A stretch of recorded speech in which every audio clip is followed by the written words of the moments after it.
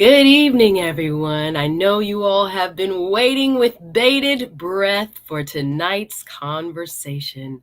We are going to speak with Emmy Award-winning filmmaker, Mr. Frank Goodin.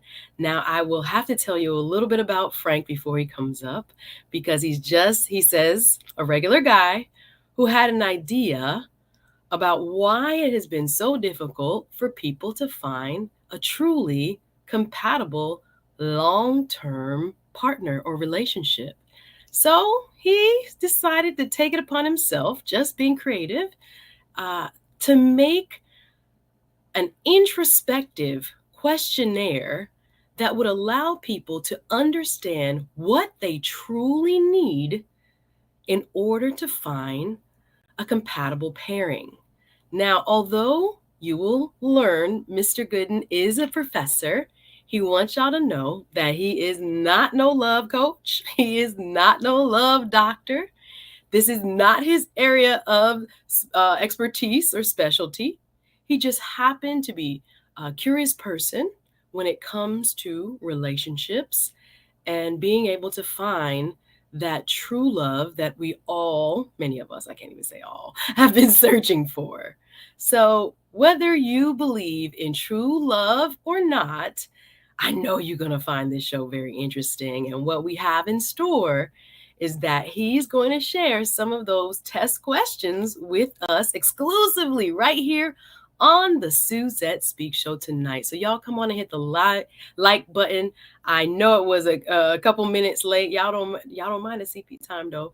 Help me. It was I can't even tell you the story, but Frank, no, thank y'all for sending some positive vibes to me tonight. I'm looking forward to this conversation. We ain't gonna let nothing stop the flow, nothing kill our vibe, all positivity, because on the Suzette Speak Show, as you may know, or if this is your first time watching, we try to create elevated conversation that will inspire, that will probe and have us think a little differently and hopefully elevate us in some area of our lives. So I know if you're brand new, you don't know much about me. I'm a TV host, attorney, and YouTuber from Miami, Florida.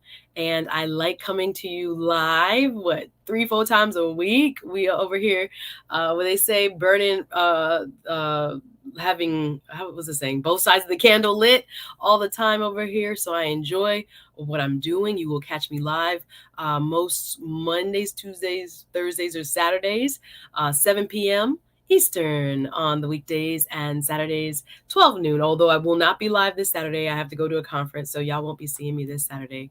But I'm excited to have Frank here. I should call him Professor Goodin, but he said I could call him Frank. It's all good.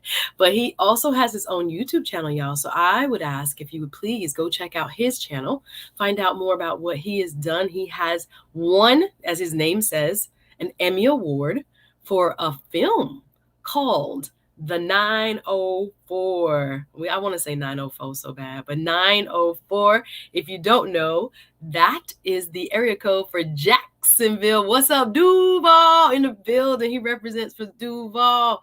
And if you know anything, well, I can't tell you all about Jacksonville because I'm a Miami girl, but been up there a few times.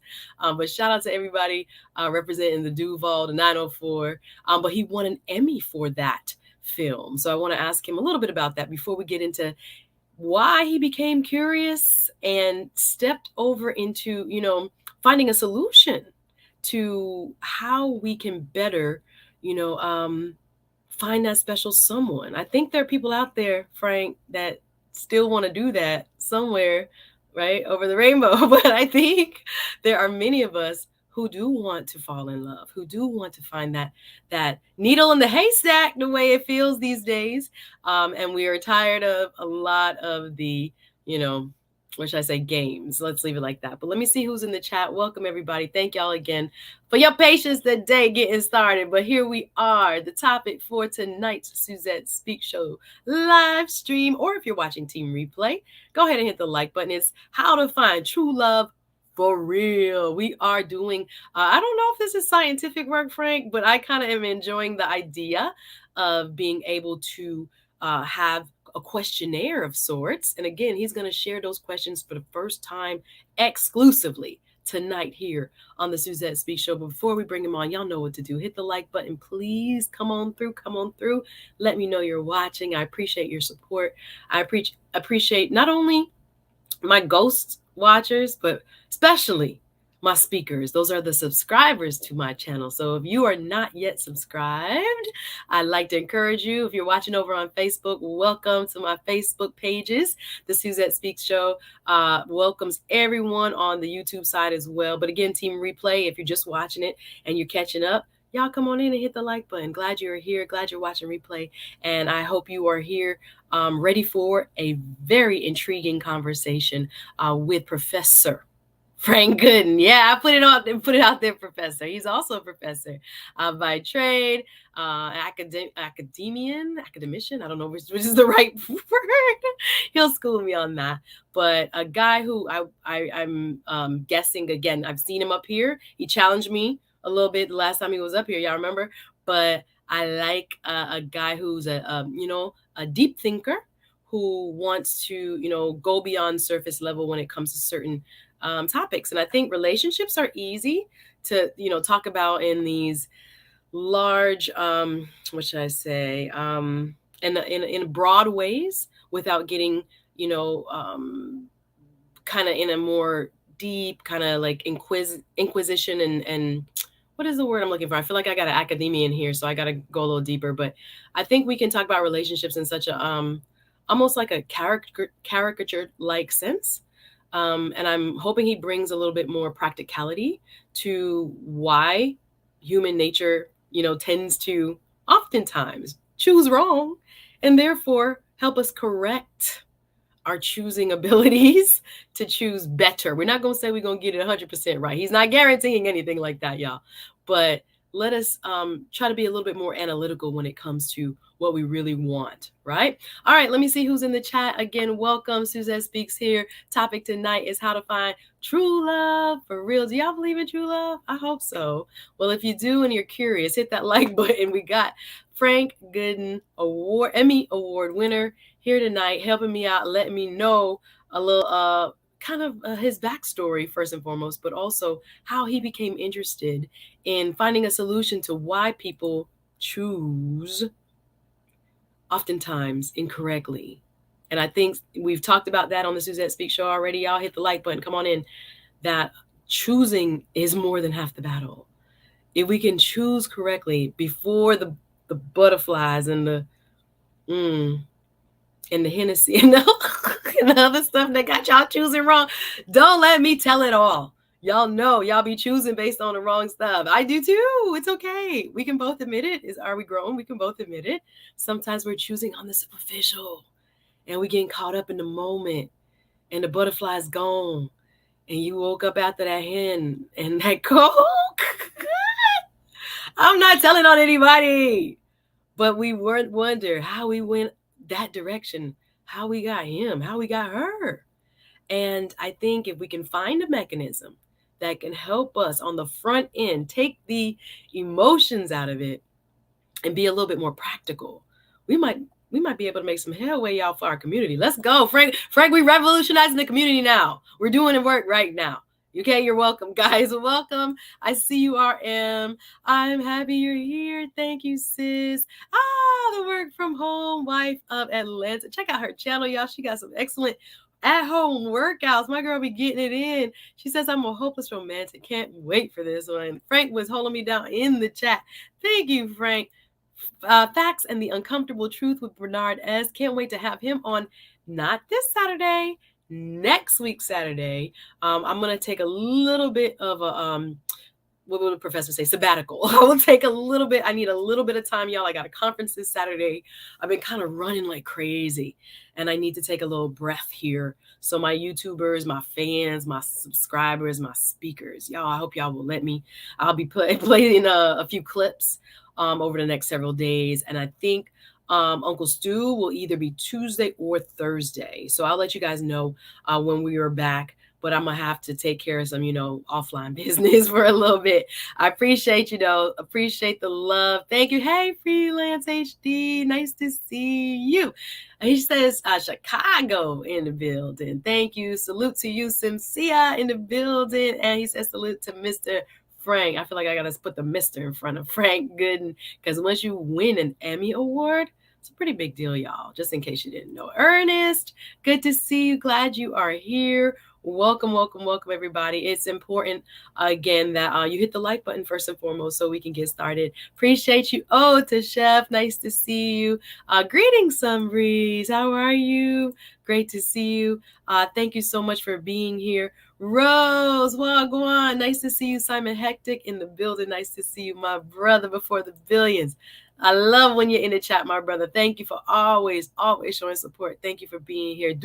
What they know about Duval? What they know about Duval? That was, if you went to college anywhere in and around Florida, Duval is a call of them boys from Jacksonville. We know about them boys from Jacksonville. So if you went to FAMU, if you were at any parties on any campus, FSU, FAMU, UNF, UF, UCF, when you hear that Duval, it's all about them boys from Jacksonville. Represent. We remember.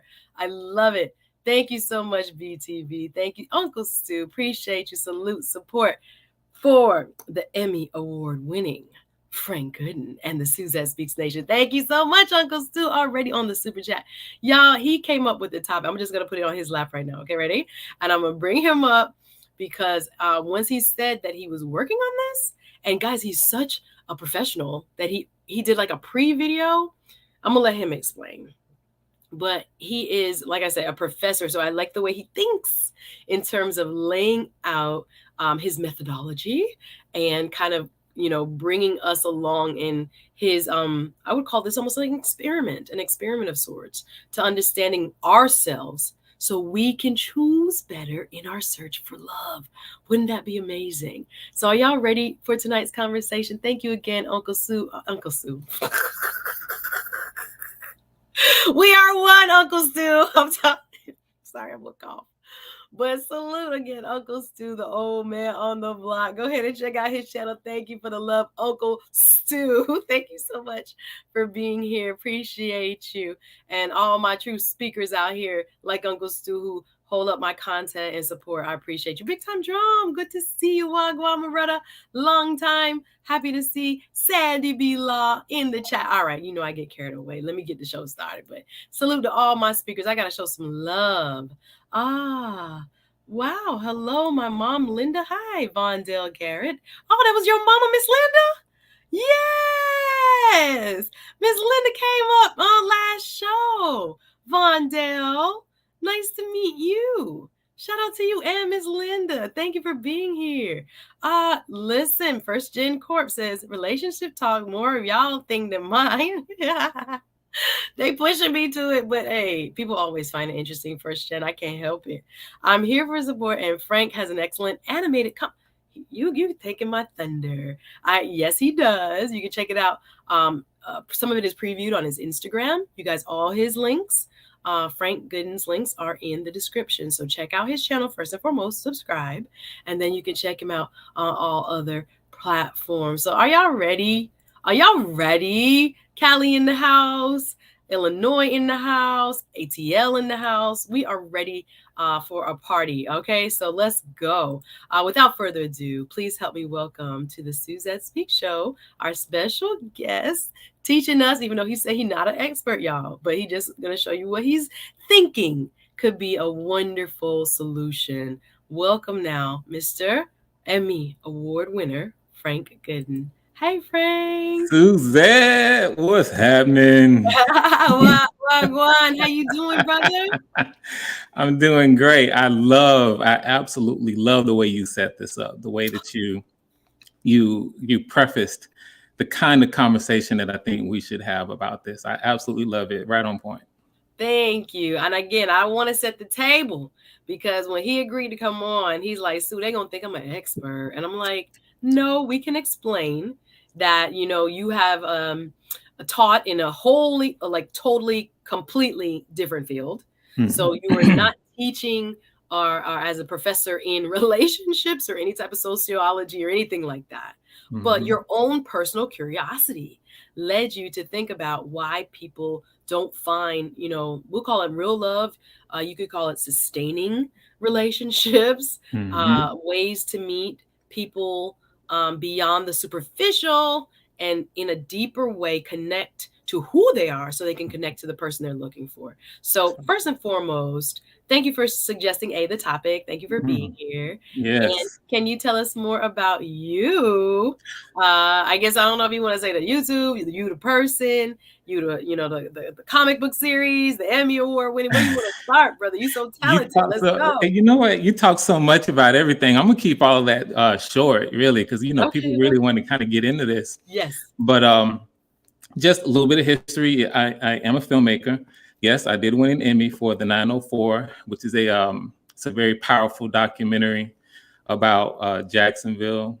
It's pretty gritty. It delves into the issues of crime and murder, actually. And it's funny, you're down in the Miami area. I'm in Jacksonville, and for many, many years, Jacksonville, almost a decade, really over a decade, Jacksonville led the state in the murder rate per capita. Oh no, and you would think maybe real parts to it. Yes. For real. Yeah. And the film goes into that, and in doing so, I think part of the reason why it was awarded was because it offers real insights about the dynamics that happen, that go on. So it's not just Jacksonville, it's, DC, Baltimore, it's San Francisco, Oakland, it's Chicago, it's, all these similar dynamics happen all over. And so that's the 904. That's the one that won the Emmy. Previously, my first independent film was, I shot that in 2000 and finished it in 2005. It's called Love Trap. And interesting, nice synergy here with, or synchronicity here with this, because, that film really outperformed what people, any reasonable expectation. That was on BET? It was on BET. I feel like, did I watch a film called The Love Trap? I didn't know it was your film. Way back. Yes. And I feel like I saw that. I'm sorry, I'm just now connecting the dots. Yes, it was on BET for a minute. It was on Showtime for a year and a half. It was on TV1. It had a nice TV run. Right now, to this day, if you just Google Love Trap. And you wrote and directed that? I wrote, produced, edited, sound designed, and directed it. Let's go. Yeah. That's fantastic. Oh my God. And what's the interesting synchronicity about it is that, this was something that I wrote, 20 years ago. And since that time, I've had time to really even reflect over, this whole concept. I've been married. I'm now divorced. So I've gone through had some life experience, and and that all of those things, I encourage everybody to watch Love Trap if you can, if you look it up. And I can even send the link to my, I got it on my channel. Huge. And I think where was I? I read your bio and I'm like, where was I? Wow. Yeah. So that was your movie. He like the work from home wife of Atlanta. He is so talented. That's amazing. Thank you. You've done the work, sir. The TV production side and getting it to BET, getting it to Showtime. That's a big deal. Wonderful. So yeah. So that's the filmmaking stuff. I teach right now. I miss Frank from Lead Attorney. Where you been, bro? You just got out. Something like that. I was, doing my thing on my channel for a minute. That's why I keep telling people that we love this YouTube, but we got other lives in life, things going on. So cool. So that's a little bit about you, the filmmaker. So tell us more about what you do so people can be clear. Yeah. What do you teach as a professor? Yes.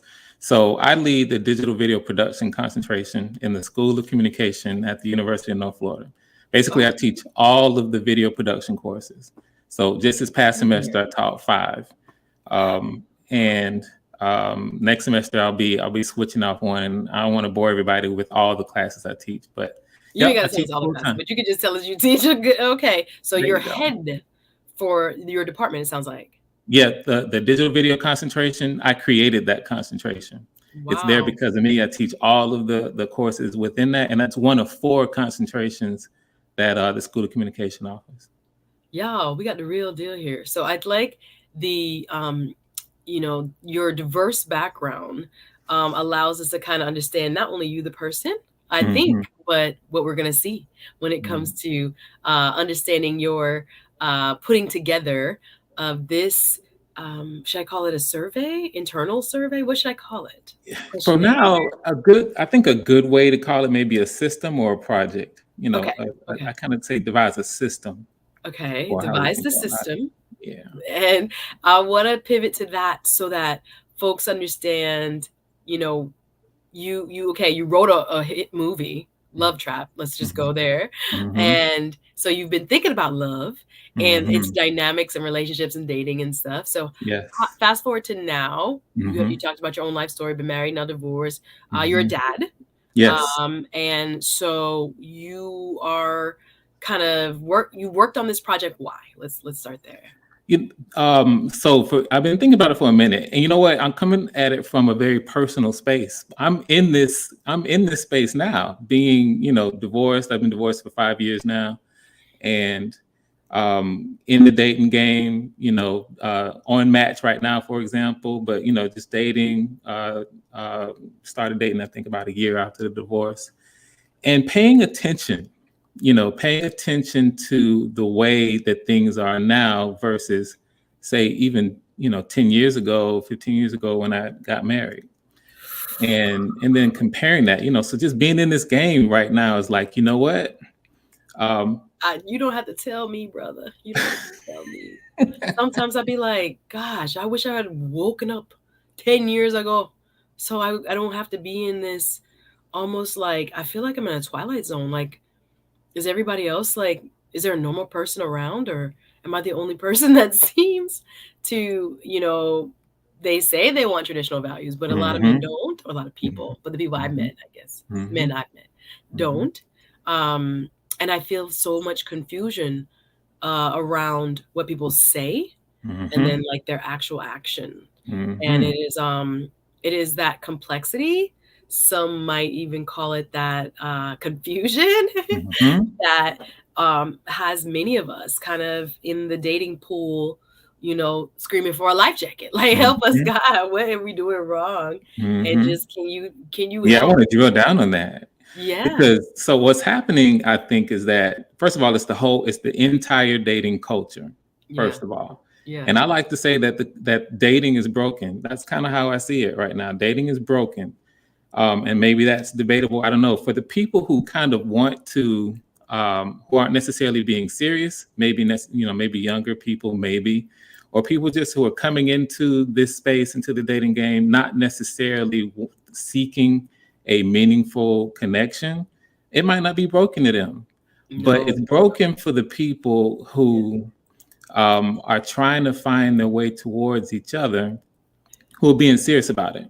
And the reason why it's broken is because the entire culture, we especially here lately, now with the pandemic passing and with people steadily making this move towards creating and building relationships, starting them online, we have an entire culture of, we're swallowed into the hookup culture, the Tinder or some of these other ones, where that's what people want, because generally speaking, they come at it like, hey, I just want to get something out of this. And if, we're not thinking about deep relationships, we're not really thinking about love. It's almost corny. Think about it. He talking about, Suzette, go ahead and shoot your shot, girl. Listen to this. Listen, pound for pound. Listen, pound for pound. But let's listen to what the professor is saying. Thank you, pound for pound. But yes, what you're saying is actually my experience as well. And I'm glad to hear it from a man's perspective. If that man is seeking actual substantive, commitment-based relationship as opposed to hookup culture. Right. And I think you're right. A lot of what you're observing, I have also observed. There is not a lot of like, okay, let's see if I like you by hooking up with you. And then we might be able to see if there's anything long-term. It don't work like that. It doesn't work like that for either party. It's very backwards. It's very backwards. Yeah. And that's the thing that we just don't stop. We're not, because it is what it is, and because that's all we know. We don't have a lot of people that are really thinking too deeply about it. We just jump in, you know, like after my divorce, when I was ready, I was just jump, okay, what's out there? Here's match, here's whatever. Right. Let's jump. And so we're not thinking that the process that we're taking is kind of setting us up to mess up. Yeah, I think it's I think there's this kind of, because my question, well, I want to say it's like a social pressure to fit in to dating culture, and then I want to ask, where did it originated, meaning the modern dating culture, that shift. I know Dr. Thunder and I have talked about it. He's another YouTuber. Have talked about, you know, the Snapchatization of dating, how Instagram and Snapchat have changed how people have access to other people. And of course, online dating follows in that same vein. So there's this shift that has happened where, again, accessibility to way more people for not so, what should I say, the holistic, or I guess moralisms are relative in this day and age. But even without that, the interesting thing is that even without the cultural tenor that we put on it, just the fact that we have these choices. See, back in the day, you know, before the internet, and then even before, way before then, you know, we used to court. You know, I'm talking 50 years ago, 60 years ago, and you know, my parents and grandparents would say coating. You know, we're gonna coat with, exactly. You know, who you coating? They coating. You know, no, my parents in Jamaican style. Who you going steady with? Yeah, going steady or no go steady. I'm like, why y'all keep asking me if I'm going steady with people? But that was their version of coating. Yes, because that used to be the process, and part of the reason why that was is because we didn't have these. You know, you would, if you meet somebody, you might like somebody in your high school, you might like somebody at the college you went to, you might like somebody at the church, somebody who you had access to. It was. And so just by virtue of the fact that now we can jump online and see all these attractive faces, men and women, you know, deceptive faces. Sorry. For sure. You know, we can talk about the authenticity of that. But you know, just because we can jump on now, it just having that is now interfered with our sort of maybe a normal, natural way about finding somebody, settling with them, taking them seriously, giving it a shot, and then moving forward. Choices mess us up. Very, very, very great observation. Ace Butterfly just wanted to lay a compliment on you. He said he always got a fresh haircut with a lineup. Does he cut his hair every day? Listen, he keeps it fresh and clean. Okay, that's the professor. Here we go. They over here talking about y'all look good. You know what? My friend, we're from White Atlanta. Y'all so funny. There they go. There we going more into his point, which is that you know, the microwavization and way increase of accessibility of faces, not real genuine. This is even with the breakdown in community. That's why we're here even via YouTube, is that this sense of community sometimes can be false even. Yeah, because people, again, we're so much more connected, but are we really? So it depends on who and what. I can go into this understanding of community a little deeper, but we're not going to digress that much. But you know, I don't mind, because for me, part of the motivation for this, we don't have to go deep, like you said, but part of the motivation for what I'm thinking about, in a way, starts with that. How can you have real community if you do not have real families that are based on relationships, husband and wife, loving each other, starting a family, raising children, in order to properly contribute to society and the community? How can you have it if, and I don't know if this stat is real, but you know, the stats going around that, you know, 1 out of 4 Black women are getting married. Well, how do you have community?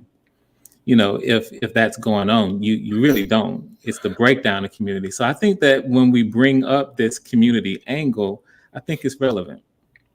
There's so much there with what you just said. Dr. Thunder, thank you. I always bring up Dr. Thunder because we started some great conversations with Dr. Thunder on this channel. Appreciate the support. Say Suzette, staying busy, sending some support. Thank you, Doctor. Because he also talks about the number one problem is our selection process. For most people, they have difficulty selecting someone who would be good for them.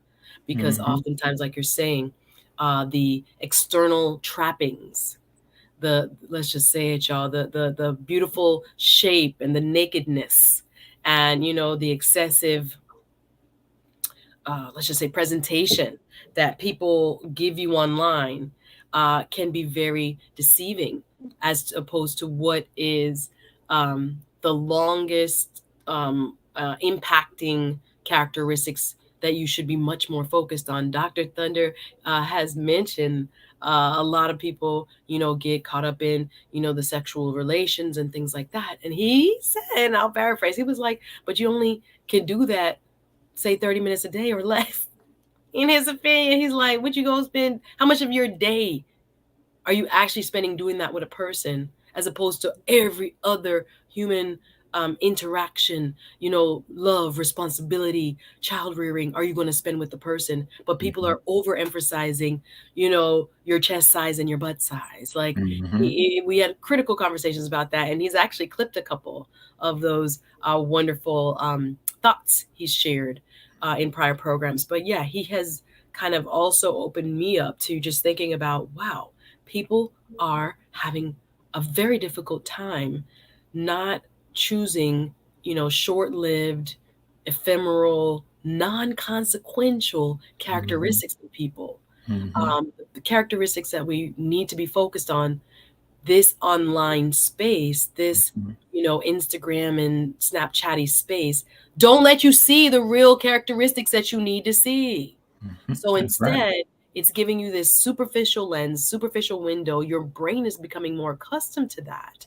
And you think, oh, I got a bad chick, and so I'm a real man, and this is who I'm going to marry, or whatever it is. It can blow up, help us, oh God, in our faces. And we want to help folks tonight, especially, just think about how are we, hopefully, within our own personal selves, we can't do it for nobody else. But if y'all want to tonight, try to make adjustments.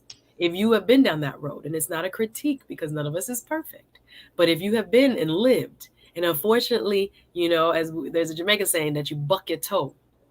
If you buck your toe already, you felt that pain, like you made that mistake. It's okay.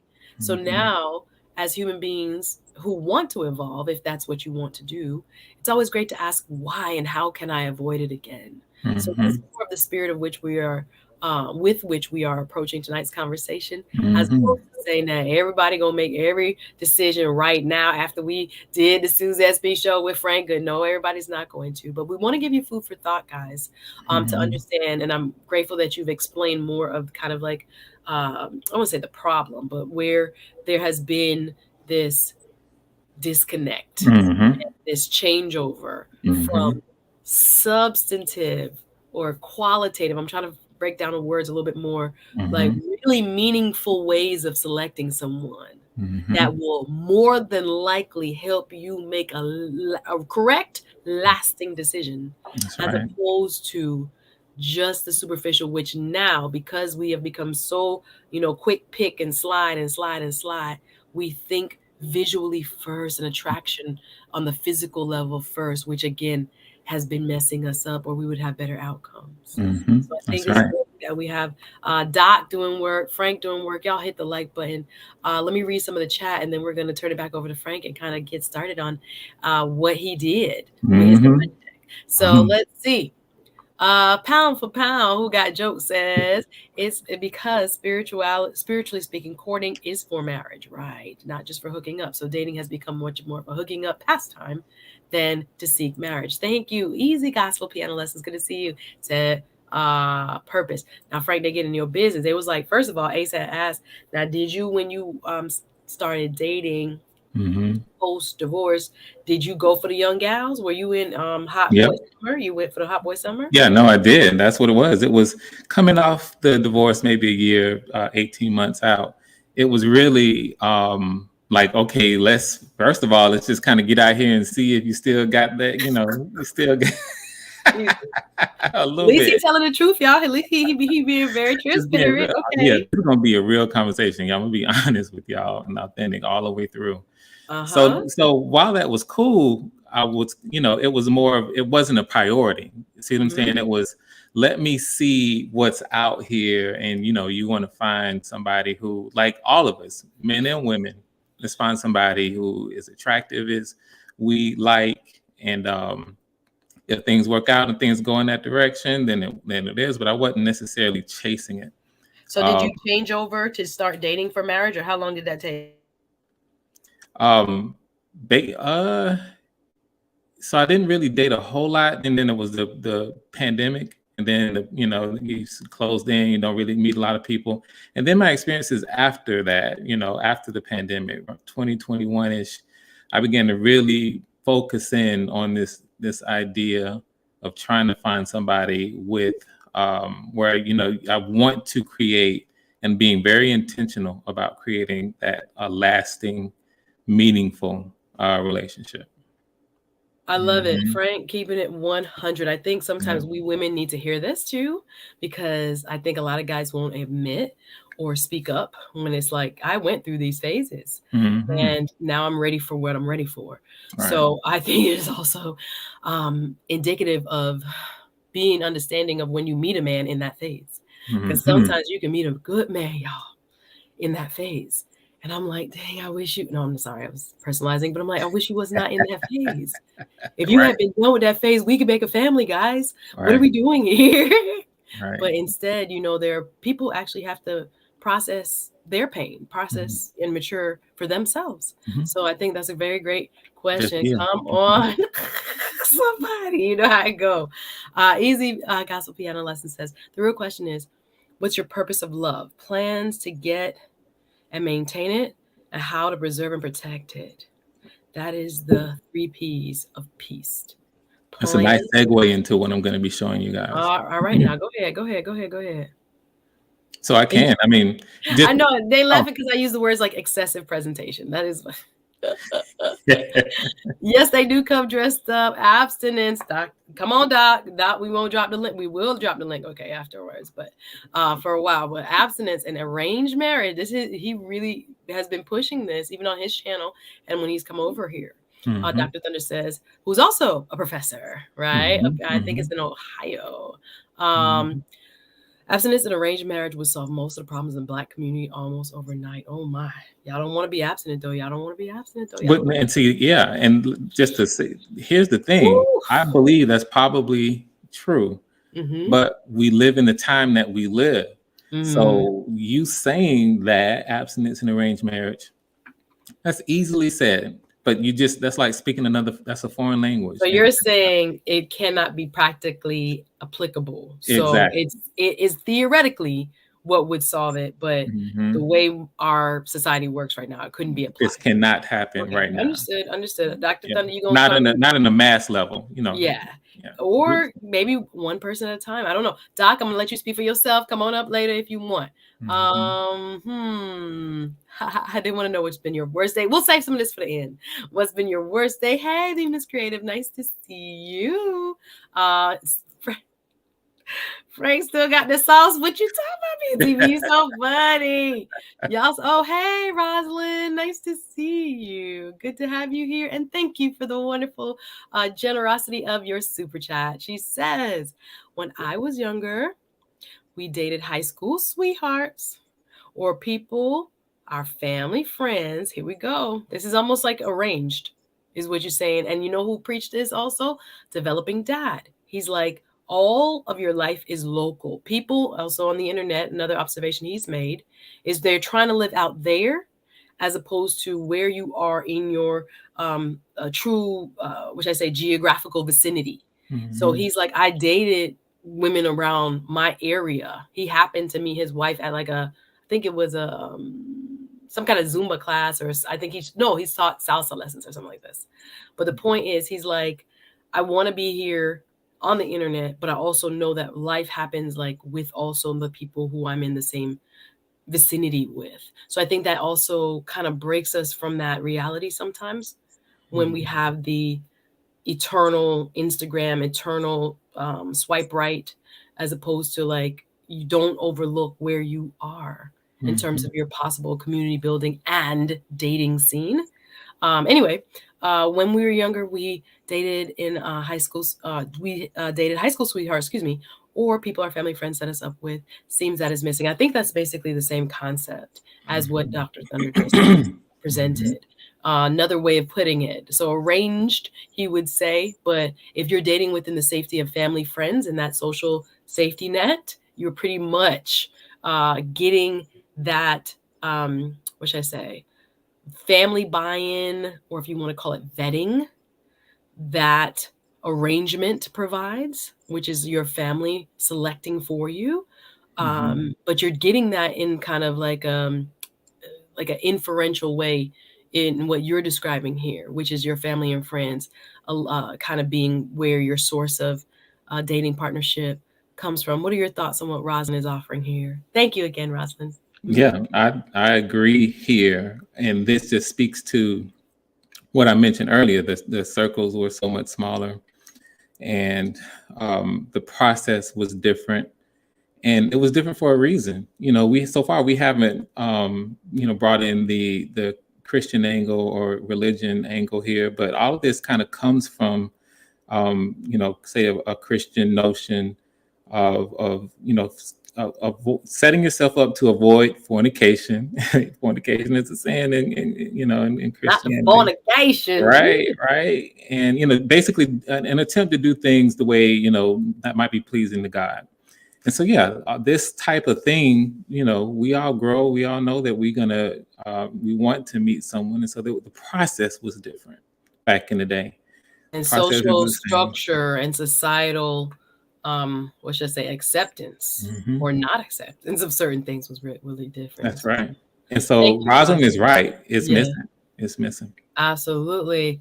Who should you interview first before you pick your hire? Interesting. But I like where Easy Gospel is going, because what I've created does that in a way. And not only that, I feel like I am tapping into a way to make something that is nuanced, as in, okay, let's find out who the person really is, and let's find out if we really as early as possible. And I'm making that simple. I'm turning something that's complex into something that is easily accessible. Yes, I love it. All right. I'm going to read a couple more and we're just going to jump right into it. Again, thank you for the super chat. I appreciate the love, Rosalind. Shout out to you. Yes, I think there's some questions and I was kind of, let me see. There was some questions that actually came to my mind based on my interview on high value men with Tobias the Traveler. Big up Tobias the Traveler. Big up. I watched it too. I watched it in my heart of hearts. So I know I need to take a little bit of a break because I'm still kind of like always congested and stuff. But there were questions I wish I had asked after I was done that I was like, oh my God, they're going to kill me, because even if I thought of the questions, after, I'm sure I love, my speakers are going to say, oh yes, you should have followed up on that a little bit. So when I think about this and finding love, and I didn't ask Tobias the Traveler about, high value men and family. Do you think, in your opinion, and I will again turn it over to you to kind of get into the meat of your project, but do you think for men now who would like to be considered high value, that family and family building is a priority or should be a priority? Absolutely. It's like no doubt, 100%. We have gotten locked into, unfortunately, mentally. And when I say we, I probably mostly the fellas, mostly men. But because we've been focusing on it in the Black manosphere, it's kind of been something that that kind of flows over. But we unfortunately have gotten a little bit too locked in my opinion, to a firm or regimented definition of what high value means, and so, the definition has often, the accepted definition has often had something to do with how much you make and, your how well you can connect with people in the community and be helpful and useful in the community, and as far as for men, and then a slightly different definition for women. And we just have not included a very necessary, portion of that, which has to do with fatherhood, raising a family, being an amazing husband to your wife, and vice versa. We haven't focused on that. And I think some of that's relevant. I think that has to be a part of the equation, and we haven't talked about it.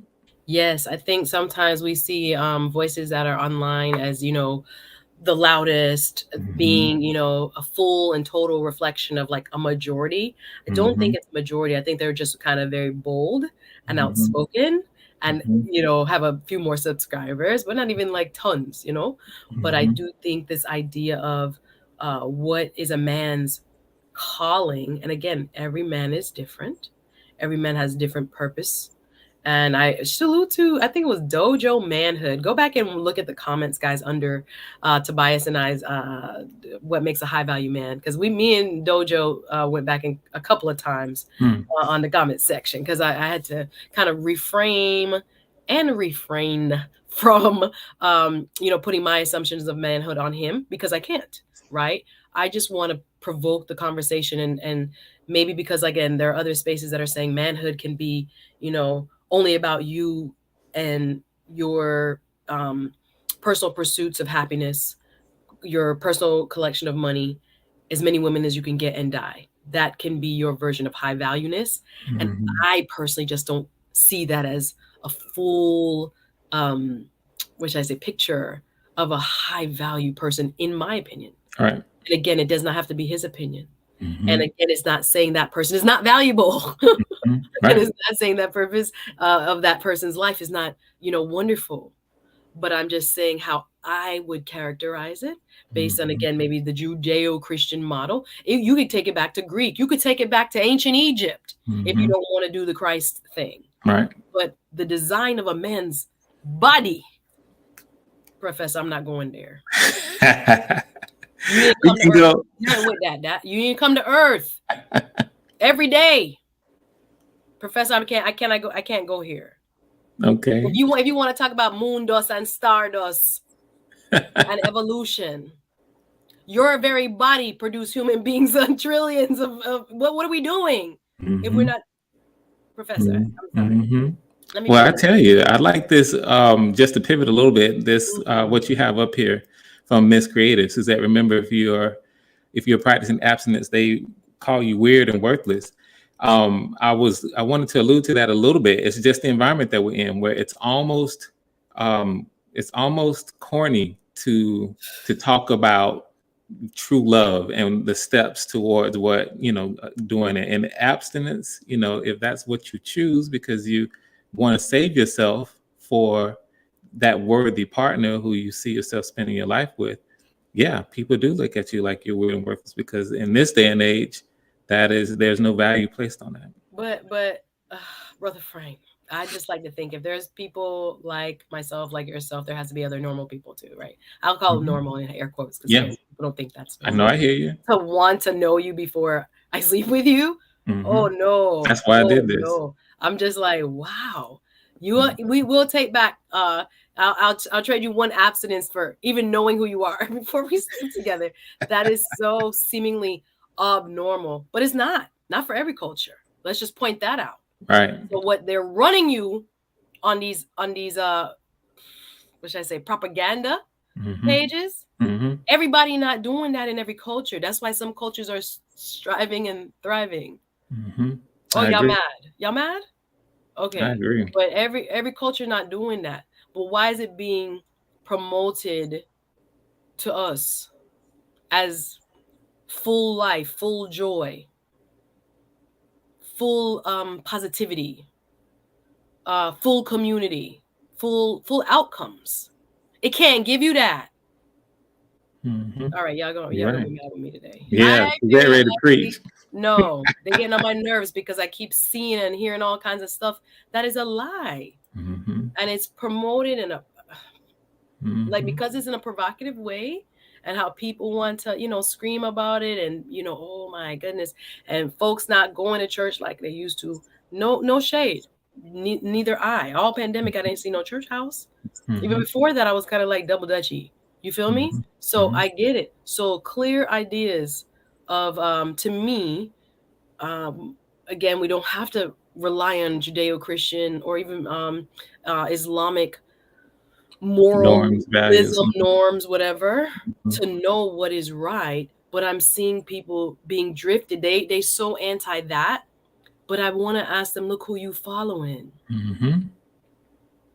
Y'all don't want to follow, because I get it. I'm not into the prosperity. I'm not into this. I'm not into that either. I want what developing dad would call a classical Christian. If you even want to use Greek and Roman, there was things that a classic man understood as far as what it was right, what was wrong, and what was indicative of his leadership, and what would bring him glory, really.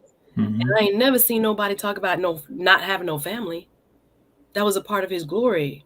But y'all don't want it. I'm gonna keep it moving. Let me keep it moving in order. I don't know. I'm in a different mood. I'm in a different mood. Anything operational, it has to be agreed upon and understood between both parties. Agreed? Yeah, we're getting into it. We get into it. You're talking about Frank Data Learner. Move on, council. We have so much reach with the internet, so it makes many feel like it's dating is international. Many may do long distance dating more than but when they get and they meet their partner got a date at wherever. Hey, Pedro, how are you? I've seen some shock videos where people show up and surprise their boyfriend, and the boyfriend in like Sweden is like, "What you doing here?" Yeah, bro, you should no. Back to the most back then, most people introduced two of their friends. Yes, my folks were sleeping, y'all, but okay, because they knew who they were. Most people now just hook up with strangers, which mostly leads to chaos and hurt. And thank you. Yep. Absolutely. We also need to find the right places to meet the right person in the first place. I agree with that. Vondell Garrett. In America is difficult to find. Yes, absolutely. It's just a rough dating pool. Hello, Pound for Pound. This is what didn't come up with my conversation with Mr. Tobias the Traveler about morality, because it seemed like it was moral relativism in our discussion, and it wasn't until after I was like, "Whoa!" I could have pushed it back and just dug a little deeper, not for critique, but more so for understanding. Because this is how I think, but everybody's not like me, right? Like, wow, what great man don't got a moral code? You could call yourself high value and you don't have a moral code? That to me is a lie. You don't have to agree. But to me personal, you could be high value with no moral code. Okay. Even the Targaryens gonna tell you that, right? even if you don't believe in God, you believe in Cersei Lannister and you believe in Jaime Lannister, right? This is our kingdom. This is our. They had morals. What's up? Shout out to Game of Thrones. Y'all don't want it. I don't think y'all want it today. Y'all don't want it today. What happened to men? Yes, who are family grounded and easygoing men, more like Russell. Y'all go get into me, Russell. Don't get into me, Russell. Yes. I think I'm going to far because this is Mr. Frank Goodin's show, so I'm gonna shut up and let Frank get into his thing. Let's be honest, most men live in misery and are inside. Oh, I don't know about that. I don't know about that. I can't go into that whole thing. Yes, normal people exist, says very unlikely. Yes. According to Black Manosphere, first, second date, and that's what I'm saying. Right. I'm like, who is giving this advice and who is it destroying? Right. And people think they're winning because of it. You're going to pimp school. All right, keep it moving. But y'all don't want none today. Suzette trying to preach. She's holding back. I'm telling y'all, Suzette want to preach. Truth is cutting. But they don't want none. They want Andre, what's up? Okay, we're going to get into this. Hello. Hey, the Seattle Black veteran in the building. Thank you for the love, my brother. How you doing? I says hello to two of the most beautiful people on the YouTube streets. Frank clean, bruh. Frank beard be precise, clean, right? Every time I've seen him, right? Frank, good and love you too, and keep up the great. Appreciate you, Seattle. So yeah, Seattle Black veteran in the building. Thank you so much for showing some love. I'm gonna turn it over to Frank because I can get kind of excited because there was so much about the conversation yesterday. And I was like, oh man, I could have gotten a little bit more. I may ask Tobias the Traveler back for part 2. Yeah. Because there is so much about that high value man thing that I'm like, conceptually, I don't know if I did it justice. So I'm not perfect, y'all. I'm not Mhm. perfect. You did a So great job, but well, you know, thank you. it's just so meaty. You know, that's all it is. It's Yes, so after much I was to it. done, I was like, oh my God, I could have asked a lot more. Mhm. But there's more to be said about it because there, I think, is a little bastardized. Mhm. But moving back to us here, Mhm. thank you again, Seattle Black veteran. Let's get into what your project Mhm. This looks nice like. little Yeah, experiment. let's go. The You experiment. know, so let's start here. And I think so we did a nice job of kind of talking a little bit about the way things are. And so for me, if we're out here, you know, I'm out here, you're out here, many of us are out here sort of Mhm. trying to navigate these dating streets, we can either talk about, you know, get up here and just talk about it and wish and, you know, give lip service about how things used to be and all that, or we can try to jump in and, you know, affect the atmosphere, try to get in and do something if we can, if we can. And so for me, that's what I decided to do. I'm like, I'm out here, you know what, instead of, you know, trying to point the finger at the other side for accountability, or you know, railing against what clearly is the case in the culture, why not come up with sort of a system or a methodology where if we do have people who in this whole environment who are actually trying to get make their way towards each other and they are serious, Normal people. normal people, yeah, let's call us, you know what, Not let's go that ahead, let's call us the normal people. just chirping, but y'all know what we mean. You know what we I'm gonna mean. call us the clear pill, right? Okay, clear pill. I The love clear it. I pill love it. I people. love it.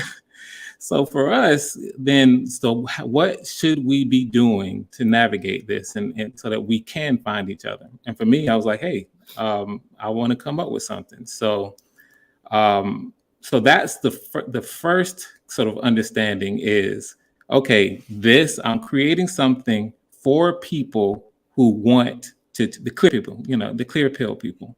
Let's just call it that. Yes.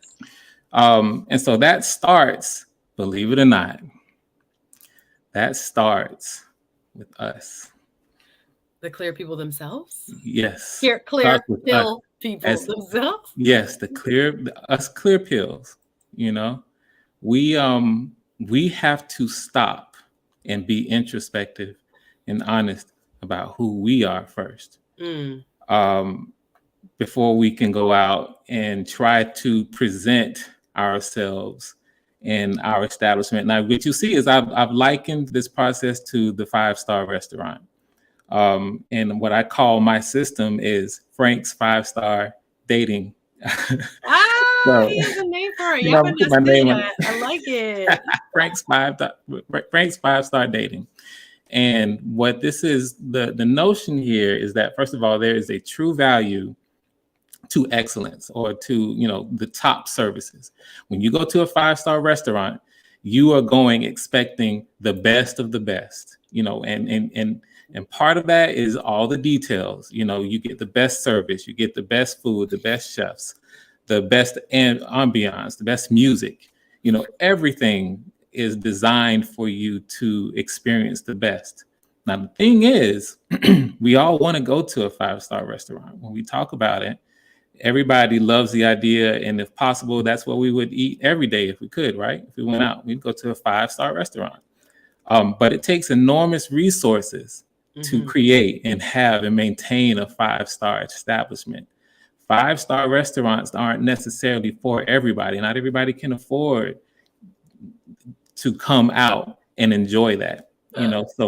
So what are you bringing to this five-star? And let me just tell you just how rare. I did a little bit of research before I dove into it. Mhm. You know, the five-star restaurant thing, and then I'll pivot off of it, Mhm. is you know, is a very, very exclusive thing. We don't want to be casual when we say five-star restaurant and just think about just the, you know, the $4 signs that you go to Yelp and you see that it's an expensive restaurant And then and y'all be swiping going to the next one. right?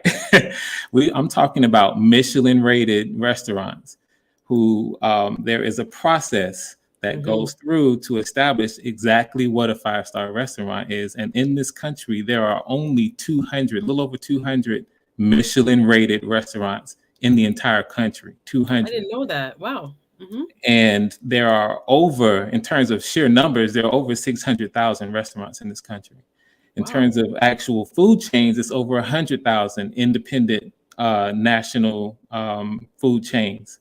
So a true five-star restaurant is exceedingly rare. Okay, now we can get into the 4 stars and all that, and now we a little bit more common. But when I talk about this notion of 5-star, and that's our comparison, it's basically perfection. And so I want us to kind of think about that notion as I dive into what we're doing, because that is a hard level and it's perfection. When we talk about 5 stars, well, just in the same way that we can sort of think about 5-star restaurants as offering the best in terms of service and serving you and giving you the best, we can think about ourselves, the way that we, what we have to offer in a potential mate. How can we rate objectively, as much as we can, what we bring in terms of our services, you know, to in this dating game, to a potential mate? What is our makeup? You know, so you know, am I a 5-star man? Am I a 4-star man? You know, is Suzette a 5-star woman? We gotta get some guidelines. Exactly. Okay, everybody think they are. And exactly. What's 5-star to you might not be 5-star to me. Exactly. So, but the cool thing is, and I'll go ahead and pivot to whenever we want to, sort of how we do this, but I ask a series of questions. I created a questionnaire, and then I assigned actual point values. 2.2, if you're going 1 star to 5 star, I'm saying 2.5 stars is average. 5 stars perfection. And I ask you a bunch of questions, and I ask you to rate yourself. No one's rating you. You get a chance to do it yourself. And you rate yourself on what you think you have to offer. And then I created some formulas from that, which make these types of nuanced conversations easier to talk about. And not only that, but the formulas spit out sort of values that allow us to begin to have an idea of, okay, this person in front of me that I'm just meeting, what kind of establishment are they representing that they have? I can use this to here at the beginning to at least get a gauge of how you see yourself, how you think you see yourself. This is why self-awareness is important, guys. But I'm curious now. You could jump right in. Y'all hit the like button. He doing work over here. Frank Goodin, Emmy Award winning filmmaker and professor, and now just showing us his for fun project. He's handled in his pastime. This is, again, not his specialty, but his own curiosity, as he's been discussing with us at length tonight, is helping us understand ourselves a little bit more and asking ourselves the questions. Are you 5-star? Now, I'm nervous. Okay, we're sharing screens, and so I'm going to bring this up. May I? Go ahead. Yeah, you can. And so what you see here, Suzette, and everyone, is what I call the Frank's 5-star dating quiz. And I have one for women, and that's the one that everybody's seeing. I also have one for men. And believe it or not, they don't ask the exact same questions. Why? Because we don't, as men and as women, we don't look for identically the same kinds of things in each other. We men value certain things a little bit differently than women. And so I develop questions that reflect the kinds of things that men typically look for in an ideal woman as their mate, and vice versa. We have, women. On, how come we couldn't do the man one? We can. I just was showing the women one. If we want, so what I was going to do is put a 1 if you want to do the man one, and put a 2 if you want to do a woman one. Because I want to see what the man one asks. We got to chat. It's like, I'm wondering if you want to do the man one, then I'll be the one to kind of lead the way, and I'll take the quiz myself, and we can talk about the questions. 1 if you want to see what the man's questionnaire would be for self-reflection, and to see what they are like as a 5-star scale person. Or 2. Can I pound for pound, you gonna let me run my show? Hold on, relax. Let me run my show. You could do 1 if you want to see what the men's questions should be, or 2. Go ahead real quick. Let me read my super chat. In the meantime, we'll see how many ones for man, 2 for lady. And I'm One gonna switch for out too. man. I'm gonna go to the men's just in case it's the men's. Okay, go ahead. Look in the chat too, Frank. Add truth 5 on the super chat. Thank you so much. Says with more jobs turning into remote jobs. Yeah, true. And cost of living going up. I'm trying to stay far from other people sometimes, you know. When I can avoid it, I still gotta go to court every now and then. But when I can avoid it, I'll be like, I'm out. Yeah, this is true. With more jobs turning remote, if you can afford it, right? Cost of living going up. Do y'all think more men and women will find love abroad? I mean, I have a point of view on it. Go ahead. No, please share your point of view. So jobs, I agree. We are living in an era and a time where more jobs are indeed turning into remote jobs. Love abroad, I think that inherently has some challenges. I think it's possible, but I like operating in the realm of the majority. Because you know, in terms of like say what this is and thinking about it, I do like to, I'm really practical in my approach. I want to try to come up with some things that I think in general work for most people. And so to answer this question, I feel like, yeah, it's possible to find love abroad. People have been doing it before now for decades, but it's the minority. Right.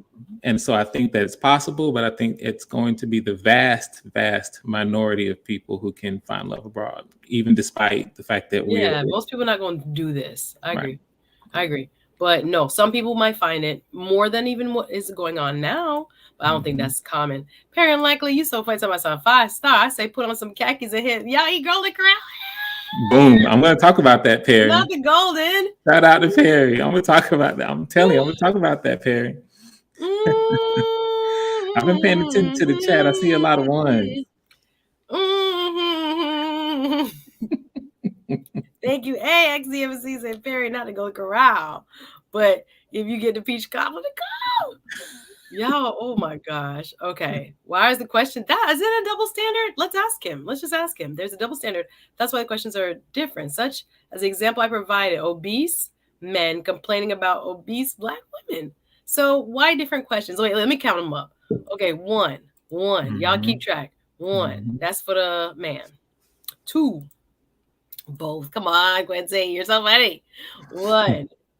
Let me ask my more question. ones. 2 for the ladies. For some reason, I'm like, ooh, we interesting. 2 for the ladies. 1 for the men.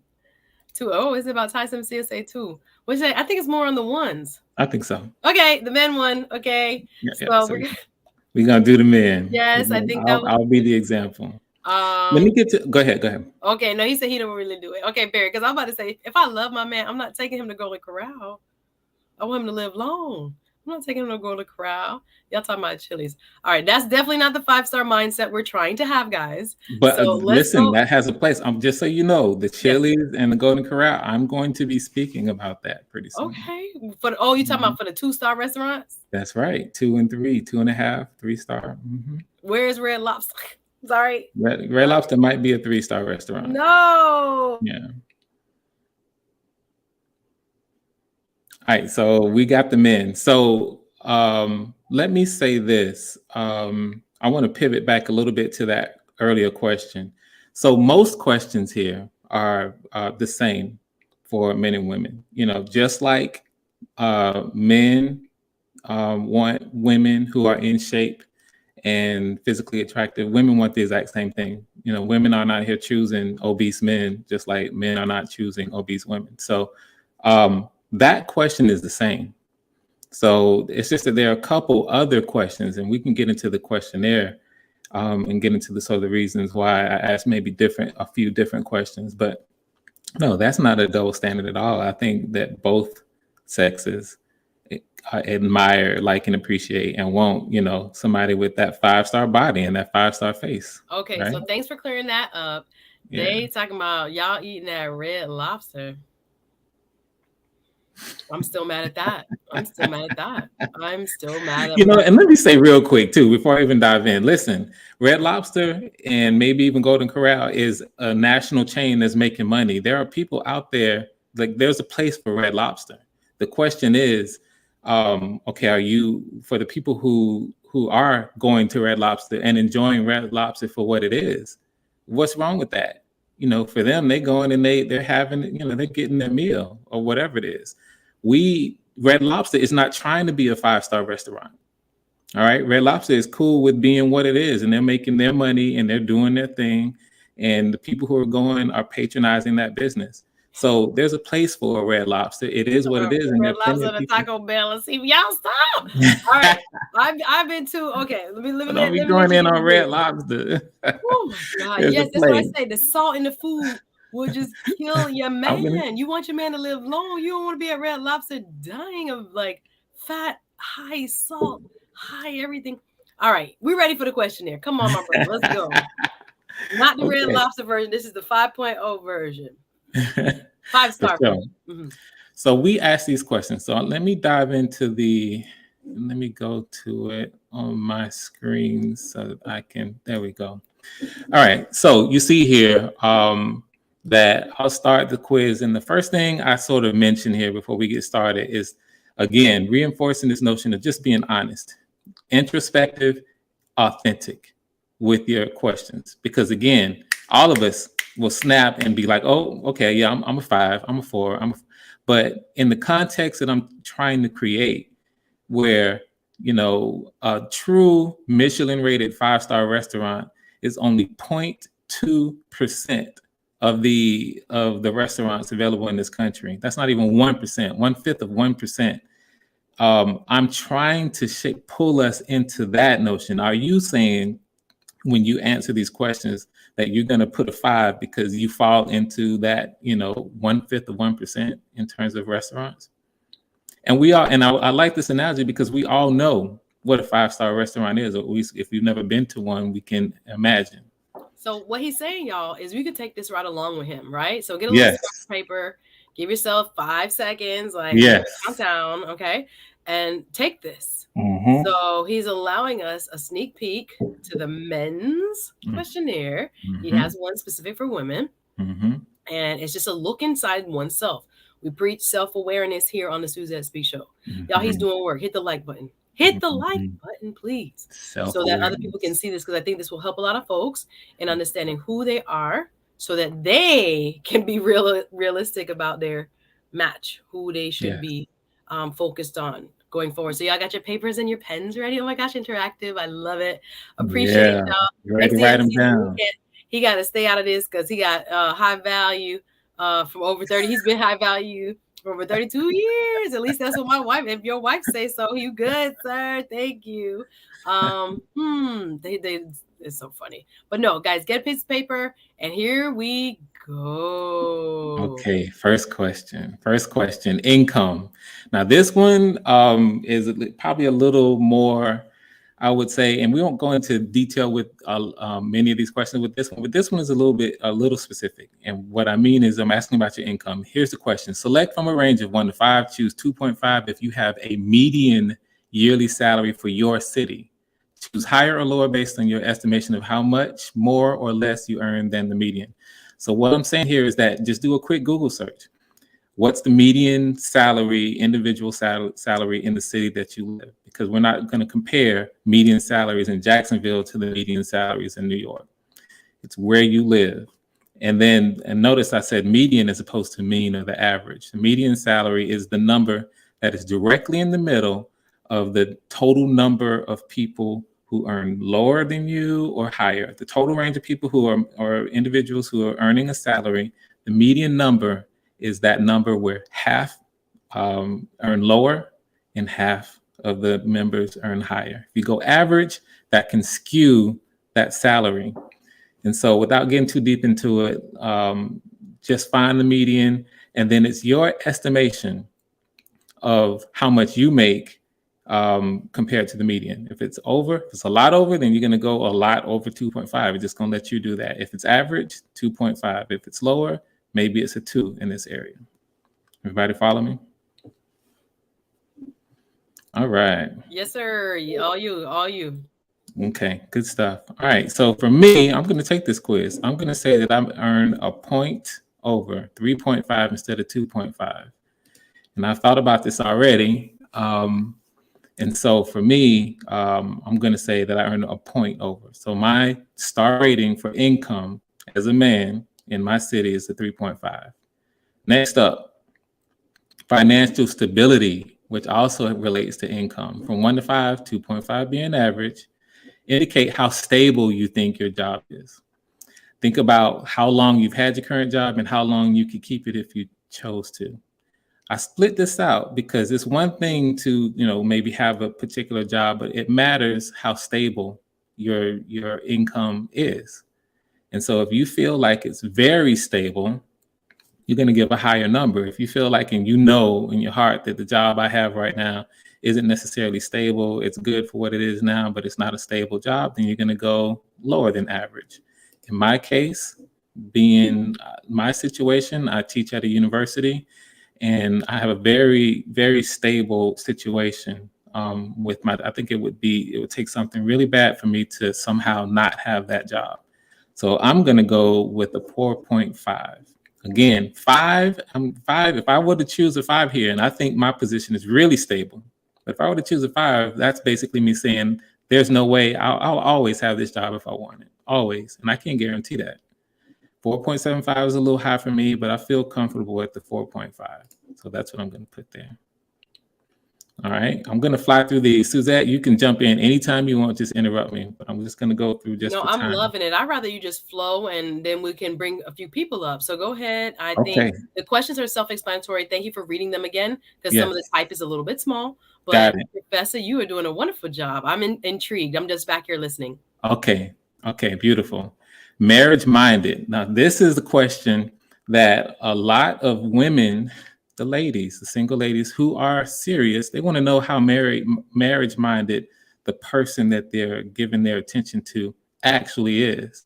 So I'm going to ask us, the men, the fellas, how marriage-minded are you? Again, 2.5 being average. What is your current level of willingness to be married if you found someone who met your standards? All right. So me being transparent, coming right after my divorce, it would have been low because I wasn't thinking about at all getting into another situation. But, having healed from that and having there been some time, I feel reasonably good about entertaining the idea of marrying a woman who, if she met my standards, I'm going to want to go ahead and make that official and wife her up.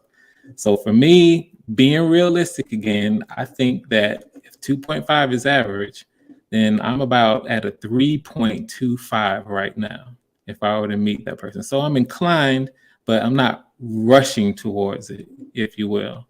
If I were to put a 5 up here or a 4.5, then that's indicating that I'm absolutely, as soon as I find this person, there are no hesitations. And I'd be lying to myself if I said that there would be no hesitations with where I am right now. There would be some, but I am inclined.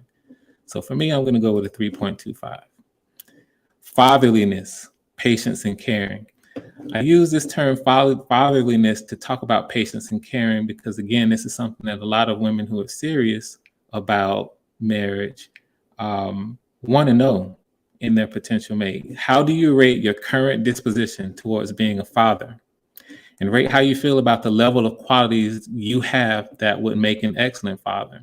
Remember, rating a 2.5 is average. So me being a father and taking it very, very seriously, I rate myself really high. At the same time, I don't rate myself perfect. Maybe there are some times when I'm a little less patient than maybe I should be.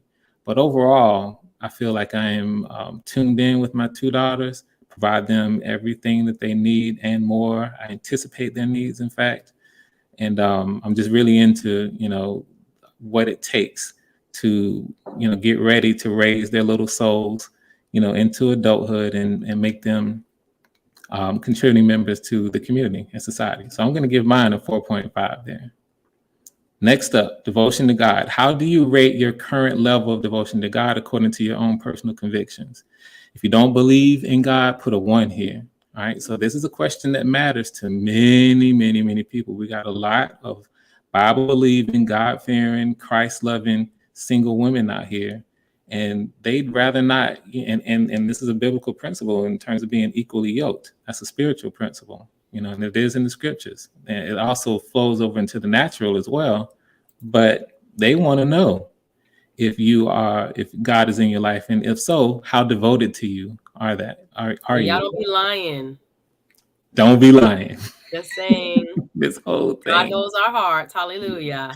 Okay, you want to sit here and take this question and lie on God? Girl, I pray too. Girl, I pray too. Let's pray, girl. I pray too, girl. I'm a Christian too, girl. Okay. And I love, Suzette, how you mentioned, again, this is authenticity and being real with yourself. Believe in God, but that if you're not in church and you have that personal conviction, it's biblical. The scriptures say we should not neglect ourselves of the assembly. Yes.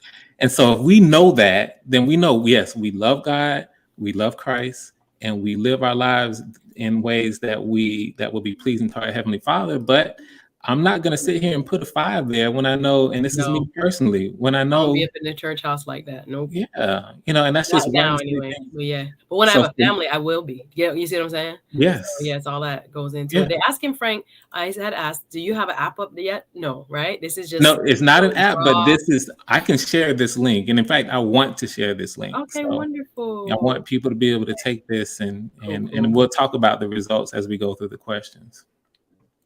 So for me, being completely honest, I think that my level self-assessment of devotion to God is a 3.75.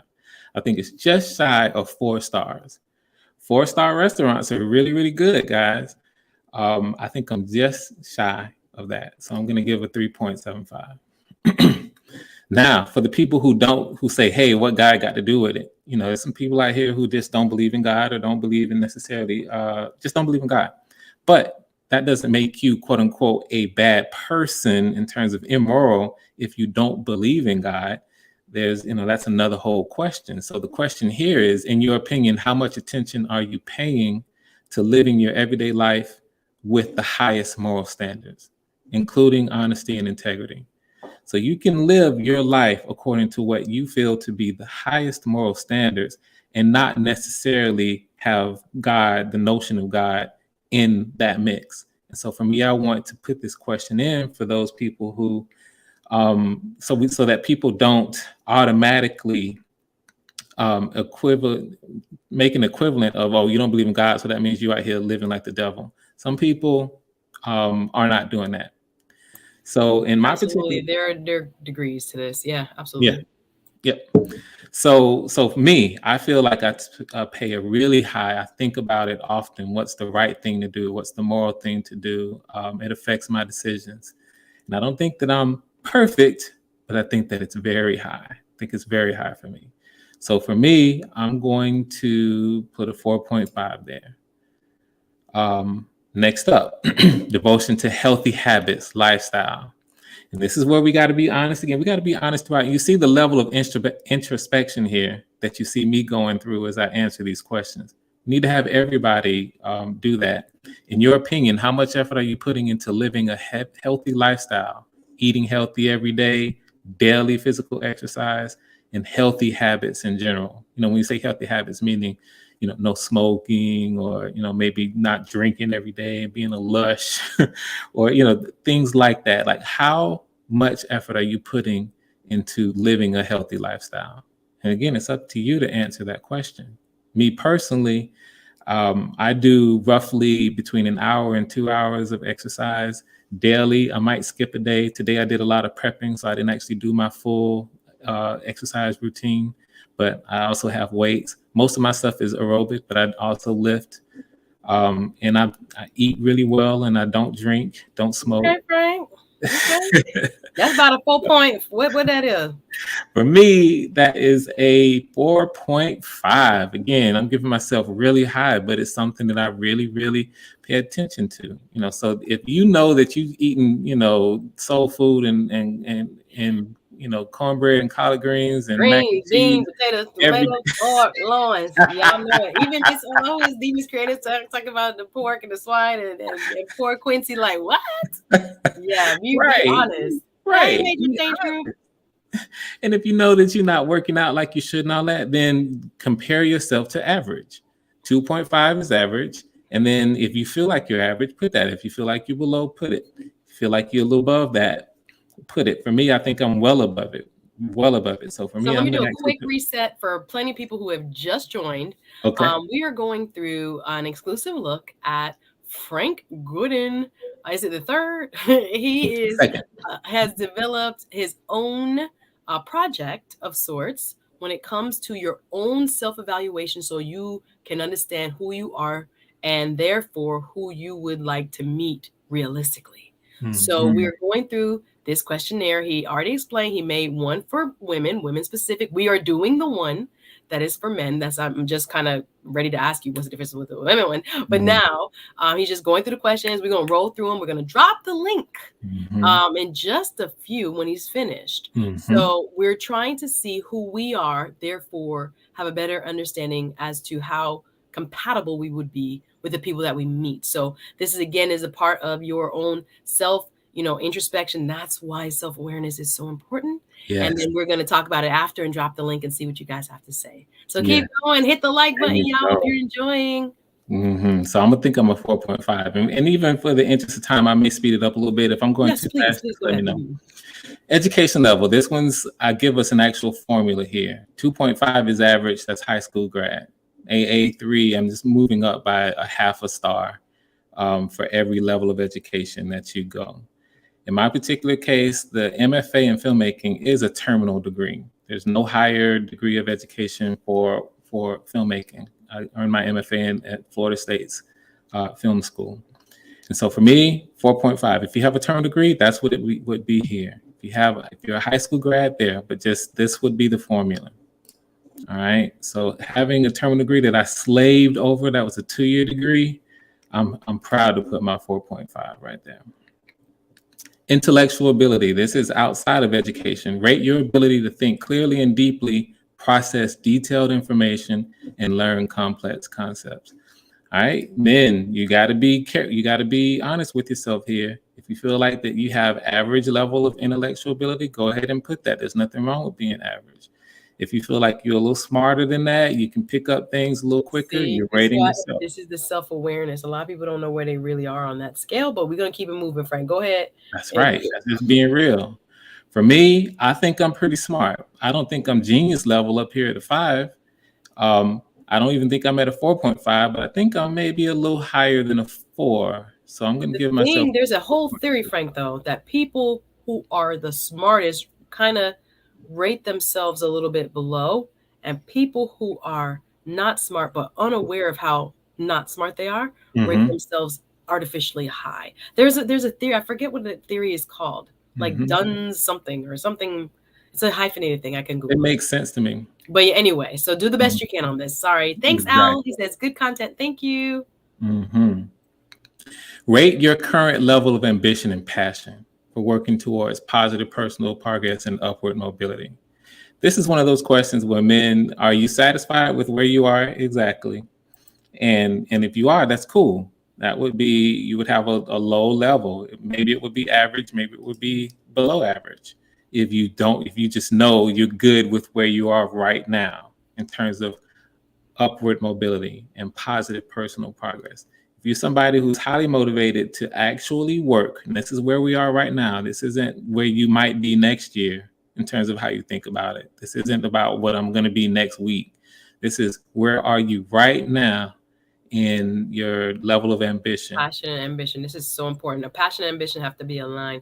I've said it here already on this show that it's like almost like a it would be almost and I don't say it lightly for our ancestors' sake, but a noose around a man's neck. If your ambition outweighs his. It's not aligned. It's not aligned. And the ladies want to know this for exactly that kind of reason, which is why this question is here. Yeah. All right. I rate my level of ambition a 4. I think it's pretty strong. I think it's well above average. Is it perfect? I don't think it is at this point, but I think it's pretty high. Listening, empathy. Rate the way you actively listen to others' perspectives and understand others' feelings and motivations. So how closely do you pay attention to where other people are coming from? Be honest about that rating. If you feel like you're average with that, then go ahead and put that. Once again, got to be good and self-aware, because a lot of people don't know that they don't know empathy. Yeah. That's right. Thank you. Dunning-Kruger effect. I knew. Dunning-Kruger effect is where a lot of people who don't realize how limited their information is think they are way smarter than they are. Thank you. Thank you, Miss Blue Girl. I think that happens you could apply that to a lot of what's going on with these questions. Yeah, absolutely. I think so. I think I'm a 4.25 here. I think I'm a really good listener, and I think I pay attention to where other people are coming from. So I'm going to go 4.25. Dependability. Rate how often you do what you say you'll do. Finish what you start. Meet your financial obligations on time. This is paying your bills, paying your debts, what have you. All of that. How dependable do you rate yourself? You got to be real. This is where we are now. No comment. How often do you do what you say you do? I'm going to give myself a 4. I feel like I'm pretty good at doing what I'm saying I'm going to do and paying my debts and all of that. I got a nice credit rating. I'm not going to advertise it here, all that stuff. So Frank, your inbox going to be loaded, brother. Regardless, but here we go. Kindness. This matters to women, and this should matter to men too. It should matter to all. It should matter to us all. Rate how you generally treat and interact with others. How cordial you are. How giving you are. How often you encourage others. Smile and behave warmly towards others. All right, so that's pretty self-explanatory. Whether or not you're a cold person and you'd rather not speak, and you're sitting next to somebody at the barbershop, fellas, and you don't want to strike up a conversation, or you walking through and you don't want anybody to say anything to you. If you're going in, to pick up whatever you're going to get from the grocery store and you're out, rate that in your opinion, and again, be honest about it. For me, average is 2.5. I feel like I'm a 3.25. Notice I've been up here in the 4s for a lot of this other stuff. I don't think I'm in the 4s with this particular question, kindness. I think I'm maybe kinder than the average, but I'm not over the top with it. So I'm going to give myself here a 3.25. That's 3.25 stars. Sense of humor. Rate how witty you are. How often you make others laugh, how quickly you find and express the humor in everyday situations, and how much you appreciate jokes. I'm nerdy. I'm not necessarily so quick. I think I'm decent when it comes to being, appreciating jokes and laughing and having fun, but I'm no comedian, nowhere near it. So I'm going to say that for me, 3.25 feels about right. Because I don't think I'm average. I think I can be up there, with it, but I don't think that I'm over the top. Romantic, charming. This one I think is an important one to the ladies. And in fact, the ladies can maybe even say something here. I don't know. You can let us know how important this is. But rate how often you naturally and intentionally express loving feelings of affection towards your mate or potential mate, and the lengths you go towards regularly making them feel loved and appreciated. That's one that I think is important to the ladies. They want to know, and I have to be real. And for me, I gotta be real. Find out that Frank is Mr. Perfect. I gotta be real on this one. You see, I'm hovering on this too. Yes. 2.5. You're not romantic, Frank? I don't think that I'm naturally. The question here is naturally and intentionally.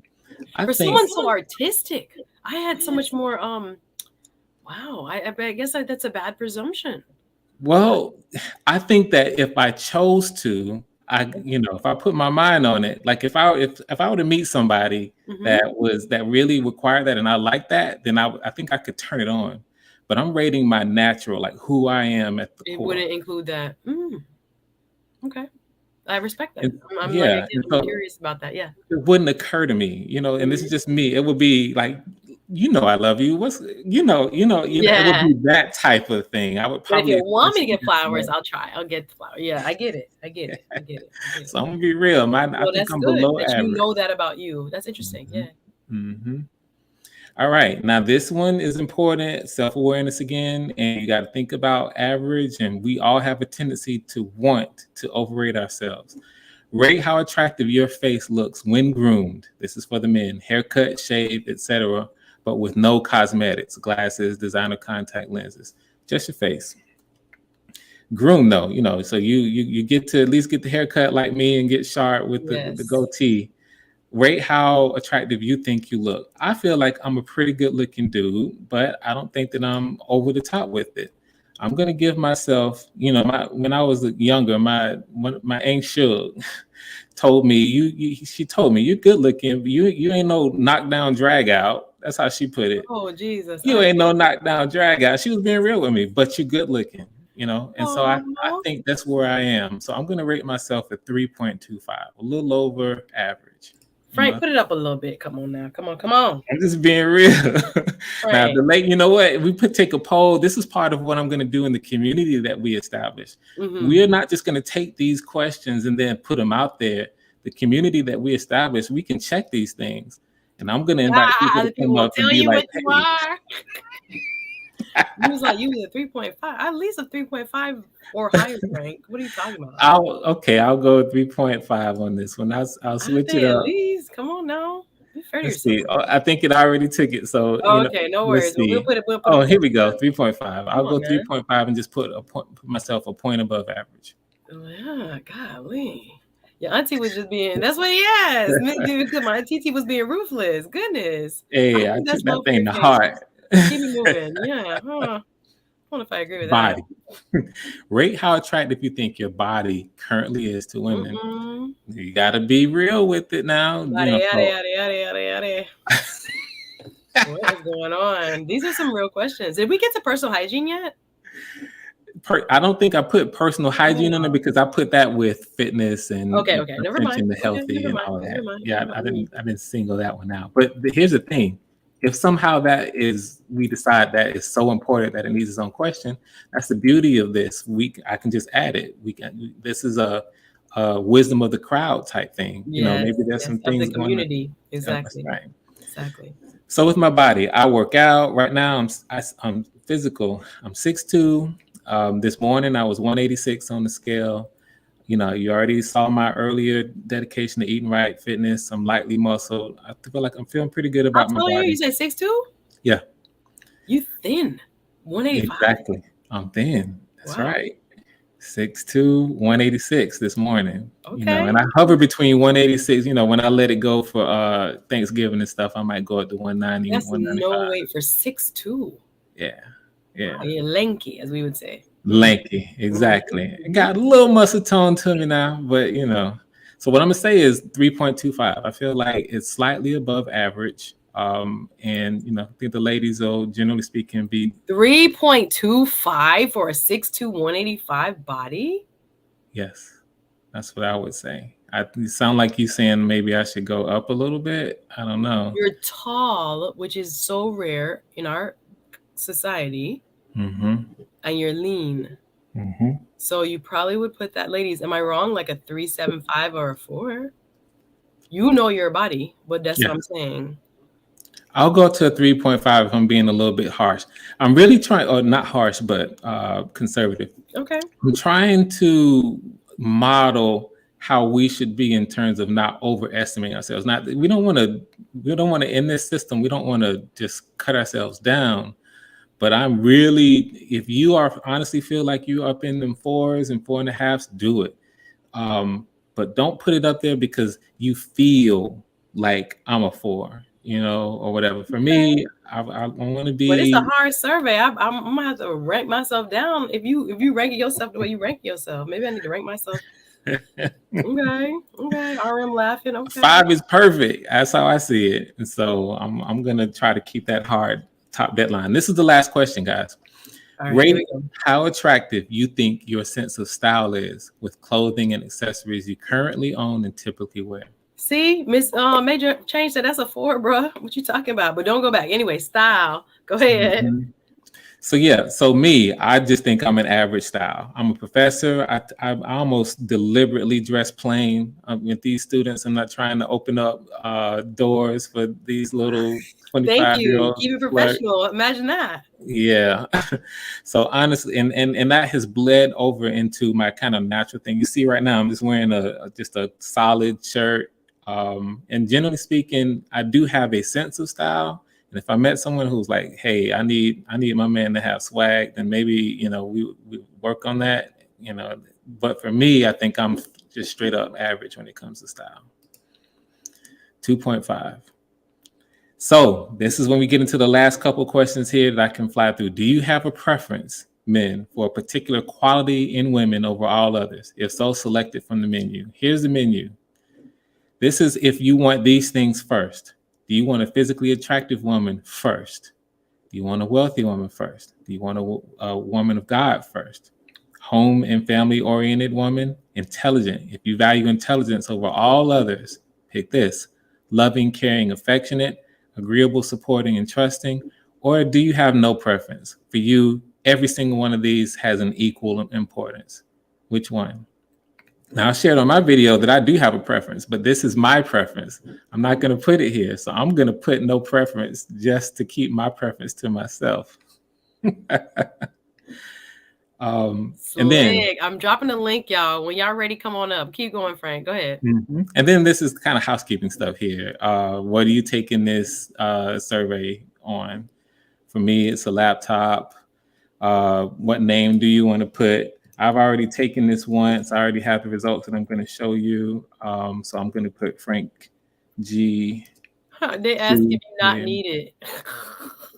What's that? Do you, Miss Globe Girl? I didn't ask this, Miss Globe Girl. Talking about when I was asking about your height and what people thought. They were like, it depends. Does he have not knees and a big? No, right? No, I was very athletic in college.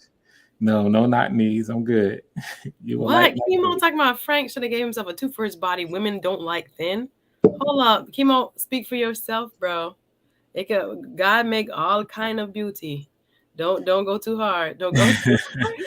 And you do, and just being real, you do have different women with different preferences, which is why another reason to be kind of conservative. Exactly. Some men like this, some men like that. Some women like, chunky brother, and that's all good with them. Some men like them lanky too, so it's all good. Yes, exactly. The small thing. Go ahead. Sorry, keep going. Oh, good. So I'll just put my name here, and what's your email address? And everybody here knows mine, frankbgoodin2@gmail.com. We've been shared it in the chat.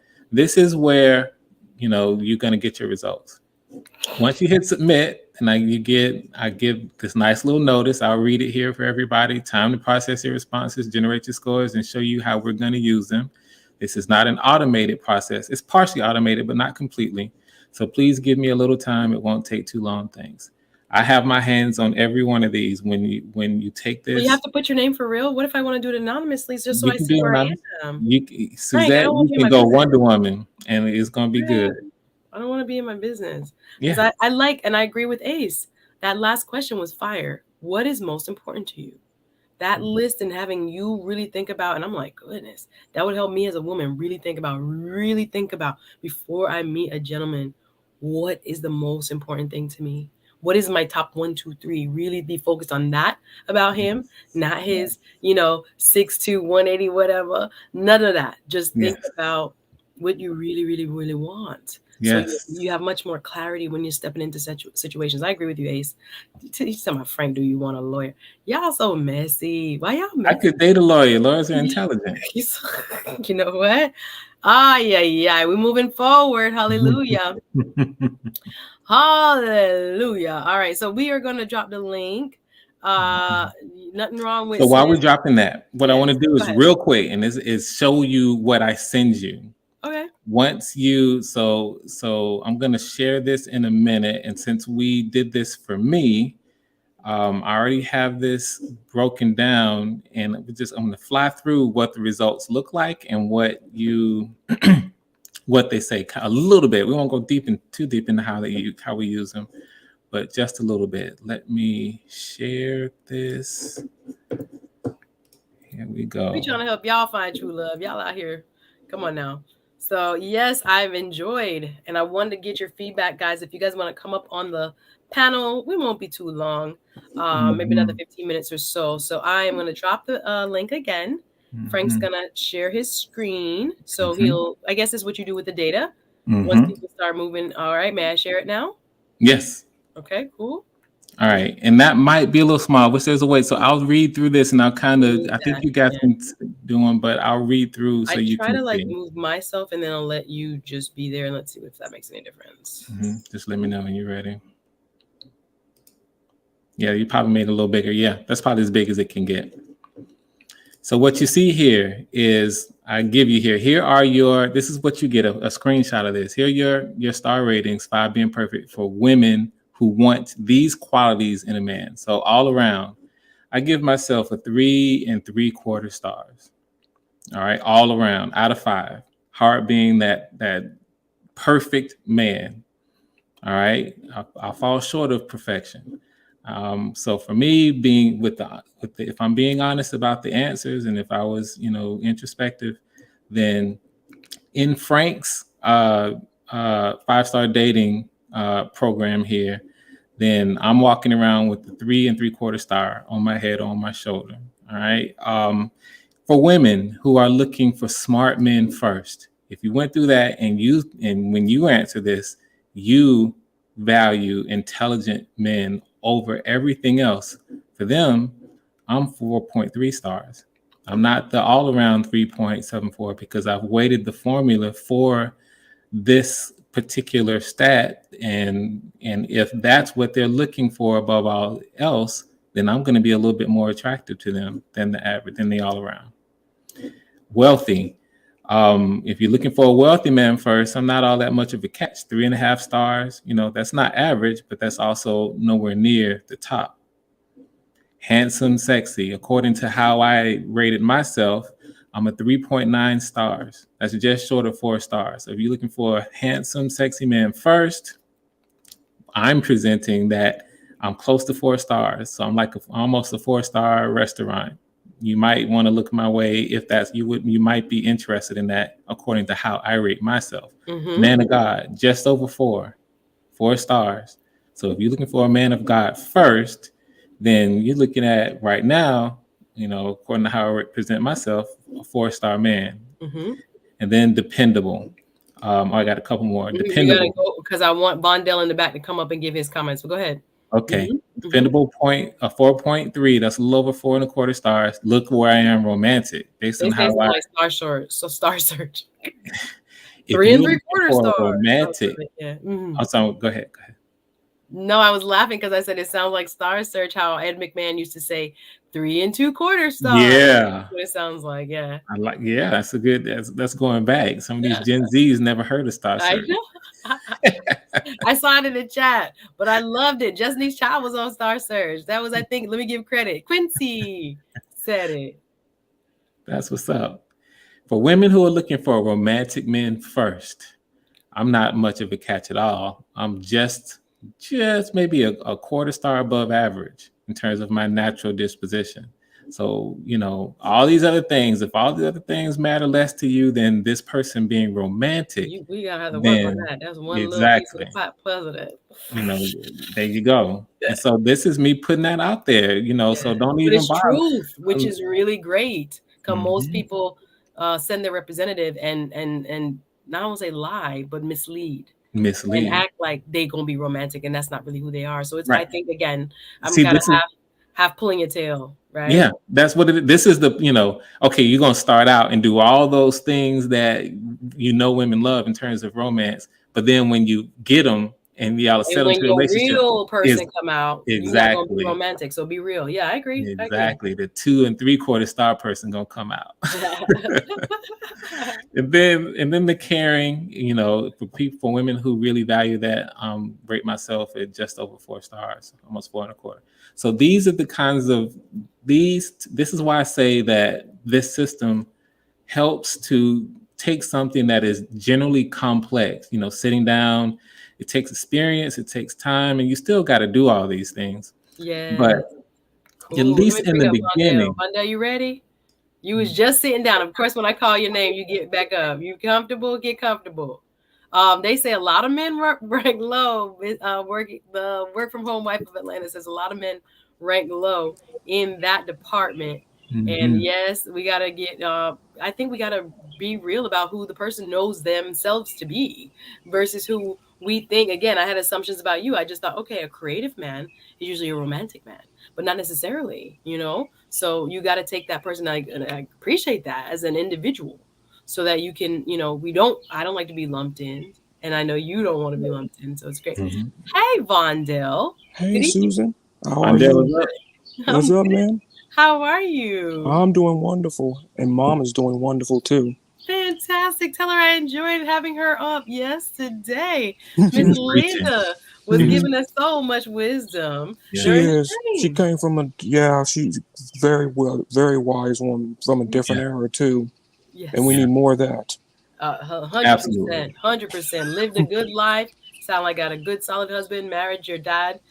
Rest in peace, that kind of thing. So tell me more about what your thoughts are on tonight's conversation about finding true love and what we've seen with Frank's project he's worked on. What are your thoughts tonight?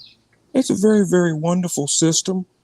Very wonderful system, but also too, you have to find the right places to practice that type of system too, like practical places, like let's say, for instance, like one of my favorite places to find love is at a museum. That's a good place. Or another place, a bookstore, or a live concert. Yes. So, you know, I'm glad you brought that up, because when I send the results, I also, and I didn't share this with you, maybe I will a little bit later, but I also have my own website. It's called franks5stardating.com. Listen, the kickoff starts tonight. The marketing into the show. I'm not mad. I love it. And you need the environment of like-minded people. And so the whole point is to go there, create a profile, put the score, Frank's 5-star dating score there, and that becomes part of what leads a conversation. I'm serious about building this community. I love it. So I like the ideas. Frank said he wants to make a platform, or at least a forum, it sounds like, to invite like-minded people. Again, I don't know how you're going to weed out some of these game players, because I gotta wait for that. He said you have something for that? Yes, I got some. We can talk about it now later, but I got something for that. I was going to say, don't tell them. That's it. Don't tell them, because they're going to try to get around it. Quincy said it's hard to romance these city girls out here. It's so funny. It is so funny. It's so true. And mute real quick. I got to fix my mic, but I'm coming right back. Go ahead, no problem. Go ahead, Vondell. Well, it is very hard in today's age to be dating in the United States or things like that, unless you just find the museums, the libraries. Stay away. And here are the places that are not appropriate, like the bars. Stay away from that. Your own neighborhood, that could be a problematic as well, because that could be a problem. Where you grew up at, you mean? Yeah, like it depends on this environment, the way you're living at. Like if you're suburban, maybe you got a chance, or rural, but if you like a city, that's a little bit problematic. Depends on where you live. Yes. They're saying, yes, museums can be quite a quaint date. Thank you, Quincy, with the Q's. Quite a quaint date, a little alliteration there. I like it. Awesome. Yeah, so get out of your normal patterns. If you used to going out to the bar, you're not going to necessarily meet them at the club. True. I know 2 people got married from meeting at the club, though. I'm just gonna say, but that's not, again, necessarily the norm. Not the norm. It can happen, but that's not the majority. So yeah, you got to really think strategically about kind of stepping out of your, I guess, sometimes your box, and thinking about where would the person I'm looking for, if I have my understanding of what I rank, most important in the opposite person. If I rank godliness, if I rank, all of the different categories he had just given us, where would that person likely hang out? Where would they be? Golf? Where would they be? Basketball game? The Heat game? What y'all think about that Jimmy Butler shot? I'm sorry to digress. Y'all watch basketball? Yeah. You watch basketball, Vondell? I mean, I used to watch. I haven't watched a lot of sports lately because Okay, then you wouldn't. The shot I'll I'm be. talking about. I watch highlights of basketball things like that, but I have not been. I'm more like a been going out person. Like to. I don't do bars. I don't go to stores. Another place to avoid is your work because that's dangerous too. Oh no, I don't. I don't. Mm, Don't mess with that. yeah. Mm-hmm. I'm so glad you're bringing this up, though, sir, because this goes along with the conversation about how we do it differently. Mm-hmm. And we need to be having more conversations, and that's what this whole thing's about. Okay, how do we do it differently? What are some of we can talk about pie in the sky and what we should be doing. Let's actually get practical and talk about the things that we should be doing. Yeah. So I'm going to say one of the things you should be doing is once you get your Frank's 5-star dating score, you send the next one over. You send her that you meet. You got to take this. I love it. Is there? Yes, they're green. Vondell Museum Bookstore. Yes, those are good. Miss Globe Girl asks, is there anything the professor doesn't do? I guess in terms of your full breadth of talents, I love it. Like he's just multifaceted, it seems. Thank you. Frank is an entrepreneur. Let's go. He can ad love guru. He was nervous about it. Yeah, he was like, not yet. I just came up with this thing. Exactly. Yes. I just thought about it. Ooh, says Quincy. Yes, there were people I do, but they're happily married and they're normal, and they or clear pill people, let's say. But yeah, and they found each other and thought, but that's only 2. Get the likes up, says Sunbreeze. Hit the like button if you're enjoying. Quincy with the game says, I read the paper and act like I watched the game. That is so funny. No one knew what I was talking about. Do you guys not know what I was talking about in terms of the Jimmy Butler final shot? Did anyone know what I was talking about? I missed that game too, but I heard Jimmy. My panelists, Jimmy Butler went off. Both of them skirted over it, but no worries. I'll put a survey in the community tab. But yes, I watched it. It was heartbreaking for the Miami Heat fan in me. But no worries. Yes. Okay. Boom, boom, boom. Yes. So, question maybe for both these gentlemen. We're not going to talk about the hot boy summer. We're not going to talk about those things in specific. But if you'd like. Because it sounds like most men will have, ladies, some kind of 304 phase. If they don't leave it, maybe it might not be a phase. But we're going to call it phase for the purposes of this discussion. So if it was during that phase, let us know. But Ace asks again, what was Frank's worst date? Since re-entering the dating scene post-divorce. Right. So we're gonna keep a certain amount of decorum on this stream. Yeah, that's another whole stream.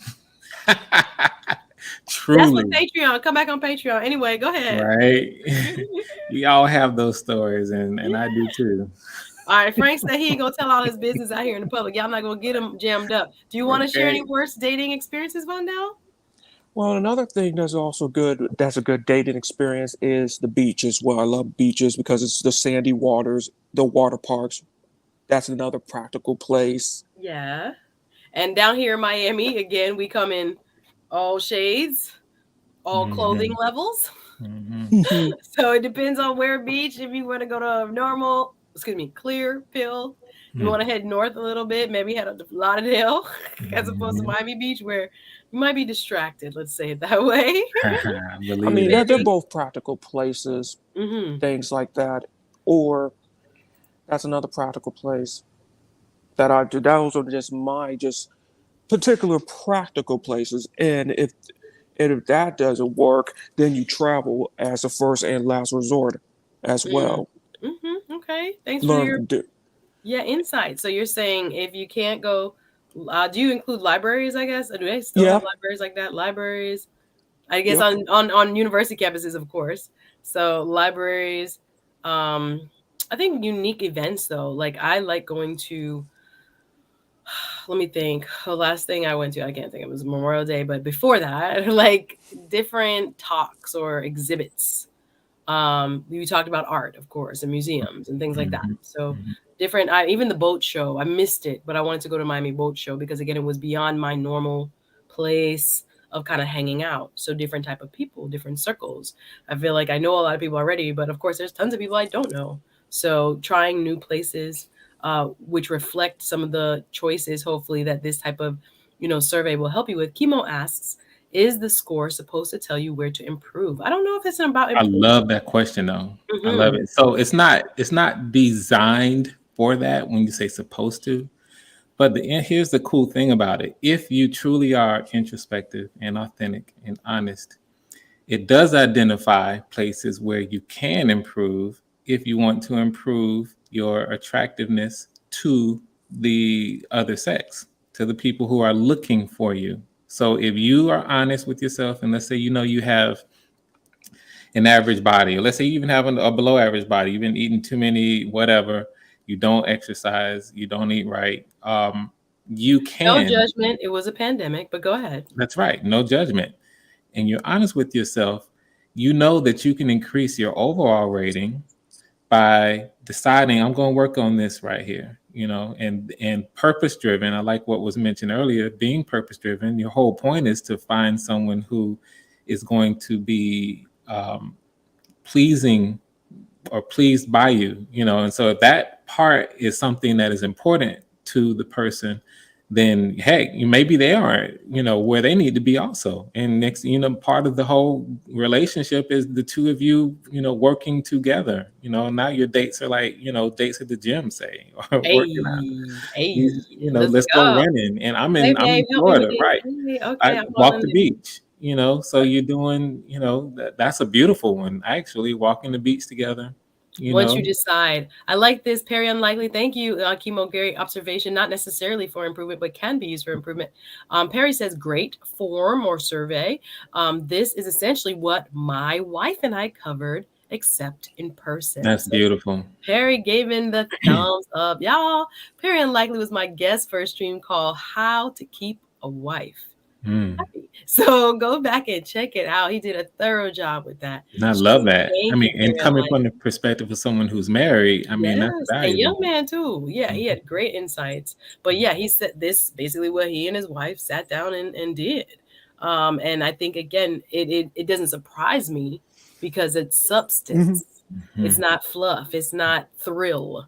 It's not momentary, dopamine. It is deep level thinking for longevity and sustainability for a long relationship. That's what we need to start thinking in these spaces and raising it up so that people can understand what they're not doing by just a swipe and a quick profile read. Who cares? They can lie. Who cares? That's not even their picture. Their picture is 5 years old. Yes. It's not going to matter because you're gonna show up and be disappointed anyway. Like, okay, oh, that wasn't your real picture. Oh, great, catfish, or whatever. Yes. But these are the real deal question. And of course, there comes a point where the physical attraction comes in. Yeah, I think people got to move differently. This is a very eye-opening form or survey. Yes, they said with all these plagues, I'd rather not be a hot man at this point for anything. Absolutely. You guys definitely need to go check out the website. You dropped the website for the everything or the link, or how you gonna do it, Frank? Yeah, so I can put the link in the back. I can drop it. Yeah, so I'm gonna let Vondell give his final comment. Anyone else want to come up? I'm dropping the link one last time. Last call for anybody who wants to join the convo and give any insights. Vondell is telling us where to go to get the type of person we say we want, which is, hopefully going to be reflective on these type of, surveys. So any other comments, Vondell? And my final comment before I will be off is that here's the places and other places to avoid. Like one of the places that to avoid is going to grocery stores or different type of malls, especially Dillard's and Macy's, because of the history as well. The history of racism as well. Avoid going to stores or any places always go to places that are race neutral. Okay. And always and if you try to go to those places, be friends with the staff first. Now, would you recommend picking people up at the gym? Are you a gym rat? No. Depends on type of gym. That was quick. Dang. You say that's the wrong place. Well, I appreciate you, Vondell, coming through with your thoughts today and reflections. Give us some good advice. Thank you. And tell Miss Linda I say hello. I'll You're tell welcome her. up anytime. I'll see you soon. See you soon. Take care. Vidal said, you better not. Okay. Oh, Simon, my final panelist, Wagwan, Simon 𝗏𝗡𝗃. Good to see or hear you. How you doing? Are you ready? When you're ready, you let me know. Simon will give us a final thought or two. Appreciate you. Ready? Hi, Simon. Hiya. Wagwan, how you doing, my UK Right. bro? Yeah, you're moving kind of swift. So, as usual. How you doing? How are you? I'm right? happy to see you, man. Happy to have you up. What time is it your time over across the pond? 2 a.m. Wow. Yeah. Morning time. I'm on half term. So I got a bit of a segue. Yes, go ahead. Like I got a bit. I got a minute. All right. Let me know what you're thinking about this people. finding true love topic and what we've discussed with Frank, doing the inventory, self-inventory, understanding yourself and who you really are so that you can find your true love. What are your thoughts tonight? Yeah, so finding your true love is really just about connecting with the right person. And it's a hard stretch. You're not what you do need to do is figure out who you are and be happy with who you are and find out what you're about so that you can acknowledge then the person that might be your partner. Because I think what I've experienced is, especially in my younger years, is you have this friend thing, right? And it gets drilled into us, like as young people, like nursery, primary school, secondary school, friends. We need to have friends. And the whole sort of like, just plug into the whole children's entertainment industry, right? Friends, right? And what we find out is they're not all friends, right? My Lord. And we're trying to find a partner. That does not happen, right? So just tune into what is true to you. Yeah. Hopefully you will find your partner. And but find yourself first. Yeah, in the later years, you start tuning into yourself a bit more, and it's like this is who I am, and you know if you can test that, that's cool. Most people don't get to test that, but you might go through multiple experiences to be able to test that. But it's a thing, it's a thing. Let someone into your household and see how it becomes. That's the ultimate test. That's the ultimate test. I love it. Great advice from Simon 𝗏𝗃𝗃. We want to be in that place. Go ahead. We do. We do. We want to be in that place. We want, and it's not even a man or woman. But it's the opposition in terms of we can't be sort of be at each other. It's just acknowledging, that when that person walks into your house and everything clicks, then you have no argument, and it's cool, and it's like that's the one. Like I have 4-hour conversations with certain people, and that's just what it is. Do you get what I'm saying? Okay. And some other people, I will just like 30 seconds, it'll be a problem. Okay. Yeah. So well, you I need think to it all check, boils down again to intention. And guys, check that situation, Yes, excuse me. I'm just want to before I want to make sure before we sign off, you guys know I'm dropping the link now for Frank's 5-star quiz. I'm calling it survey.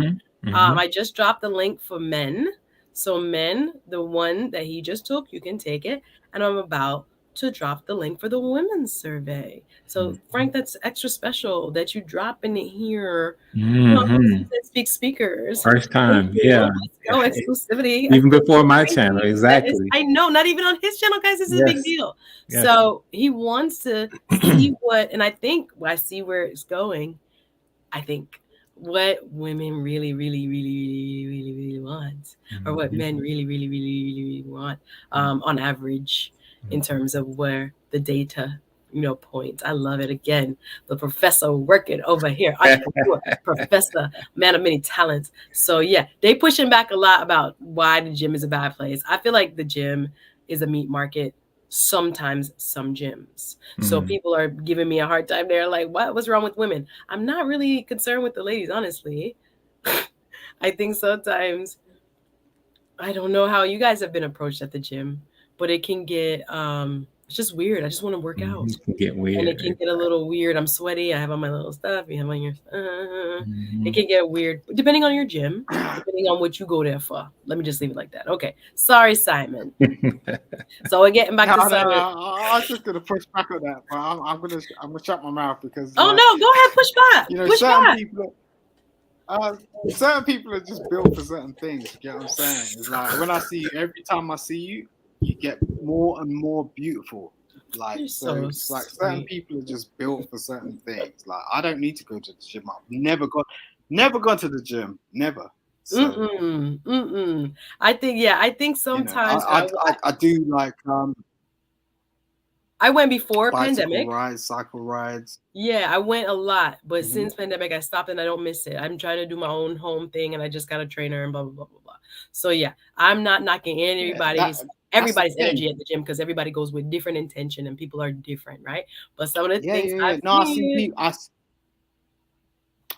see people at the gym, and they're doing their thing, and it's like at the end of the day, like we just got to work out who we are. Like as I said, like when I'm saying like people are just built how they are. They are, and we have to acknowledge that. You saying physically? I thought that was like a British euphemism. When you said people are built how they are, you meant physically speaking. Like you got LeBron James over there, right? Yes. Basketball player, right? Yes. Who's competing with him? Nobody. It's like no one. So the man just became a billionaire today, or at least they announced it. Shout out to LeBron. Right. Yeah. You got Dr. Dre, right? Right. Who's competing with him? Yeah, nobody. No, but why do we do this thing? Like, where everybody has to look like the same. Well, we're trying, tit for tat. So it's like, look, we're people. Like, interact with our own people, build our own communities, and acknowledge who we are, and just understand who you are. That's the most important thing. Wake up in the morning, and it's like, I am who I am. I may have goals. And I want to achieve them, but I ain't in opposition to this, that, or the other. You get what I'm saying? Because everyone's beautiful to each other. You get what I'm saying? I was wondering, and I love to hear it, if there has a like for our European brethren from in London specifically, is there more self-acceptance than maybe what we're seeing on the internet for those of us who are stateside, because there is this constant change yourself to be better. Now, I believe in self-evolution. I just don't believe in competition with another like human being, like constant, what should I say, evaluation based on another human being. And I think we tend to emphasize that a lot here in the States. Do you find that people are just more self-accepting? Or is the UK still also kind of plagued with this, be like somebody else, don't be yourself? I think that's a really good question, because I think it's a Black cultural thing. Like, if I'm being like damned honest with it, it's a Black cultural thing globally. It's not a US thing or UK thing, and that's totally why I tuned in, or else I'd have no place here. Really, like there's no reason for me to sort of start tuning into like global affairs that are going in on a local scale in the US, where like it's like, well, who's this UK dude? It's like I'm feeling this because like, big so time. our experiences are cross-cultural. Our experiences are very much. And you can speak to someone, you know, and this is the misconception. Like the misconception is there's not a black person in Afghanistan or in Iran or in Russia. Black people are everywhere. Or in Japan. Do you get what I'm saying? There's a black, but I put out an image of you know, because the recent Ukraine war, there was, you know, a whole family of black people trying to get out of there, and they had no sort of reconcile. So it was like, you know, we're very close to that, and that's fair enough.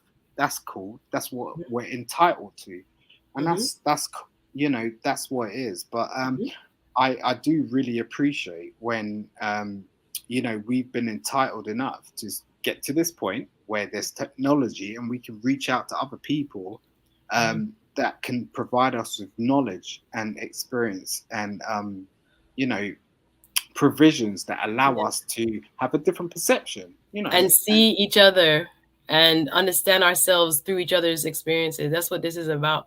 I felt that way when I first did a study abroad in South Africa, and I felt such a kinship, and I was like, Jesus, what is this? I know that we all have an African root, right? But to understand my life versus like a student when we were at, you know, UCT and University of Cape Town, and we were just talking with people, and it's the beauty of globalization, the understanding now that the dreams of 𝗙𝗓𝗙𝗘, when he talked about us in this kind of family separated kind of way, it is real.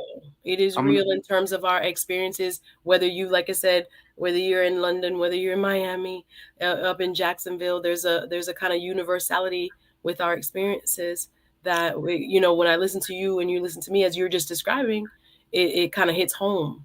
And it's a beauty to see that we have so much in common. Frank, I'm bringing you back up, sir. Go ahead. Yeah, I mean, the perception is that we're static.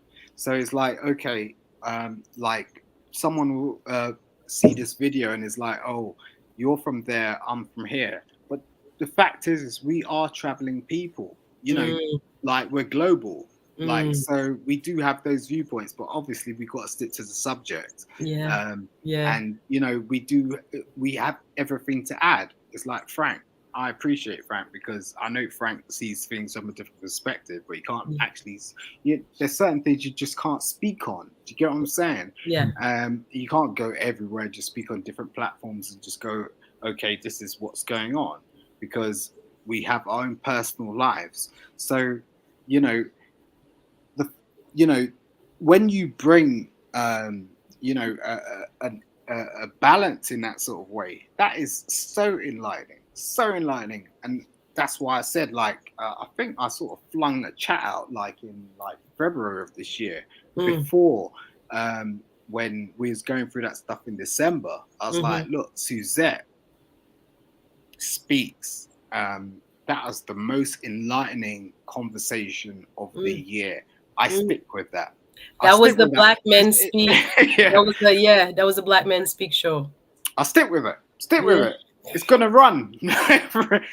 I beg someone to sort of do something different in 2023 or something. Yo, and I want to do another Black Men Speak. I actually reached out to people thinking I would have time to plan it for June. I don't think I have time to plan it for June. Probably July.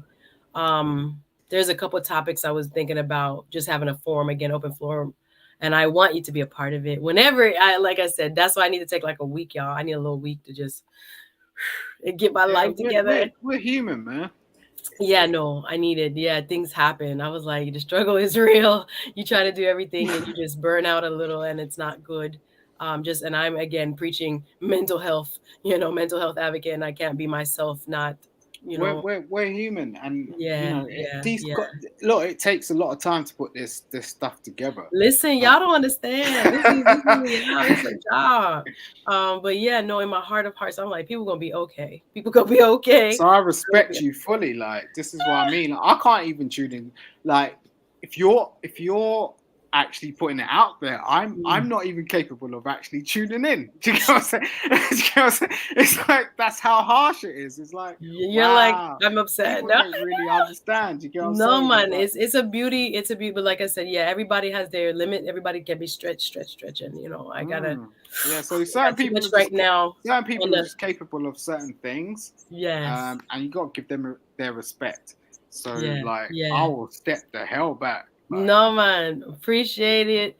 Thank you, Simon. Thank you. It's a lot of good I don't know, reflections just through that, you know, just simple exchange that I think people can understand a little bit more how, you know, universal our experiences are and how beneficial this type of platform, thank you God, is I appreciate in you. You're a connecting beautiful us. queen. Yeah, for real. You're sweet. You're very, very, very. There you are. Very kind, Simon. But yeah, you know, I be half blushing, but thank you very much. Ebony says, I felt that. You gone? All right, my brother. Thank you, Simon Hectic, for coming. Appreciate you coming through and blessing us. See you soon. Boy, Simon got me waxing philosophical. I love it. We'll read a few more, and Frank, I'm gonna give you, like, you know, last reflections. Thank you. We had a wonderful survey. Yes, Savior Black, I saw you. I appreciate you coming through, fam. I won't have a show Saturday. I won't have a show, I don't think, Tuesday, probably Thursday, y'all.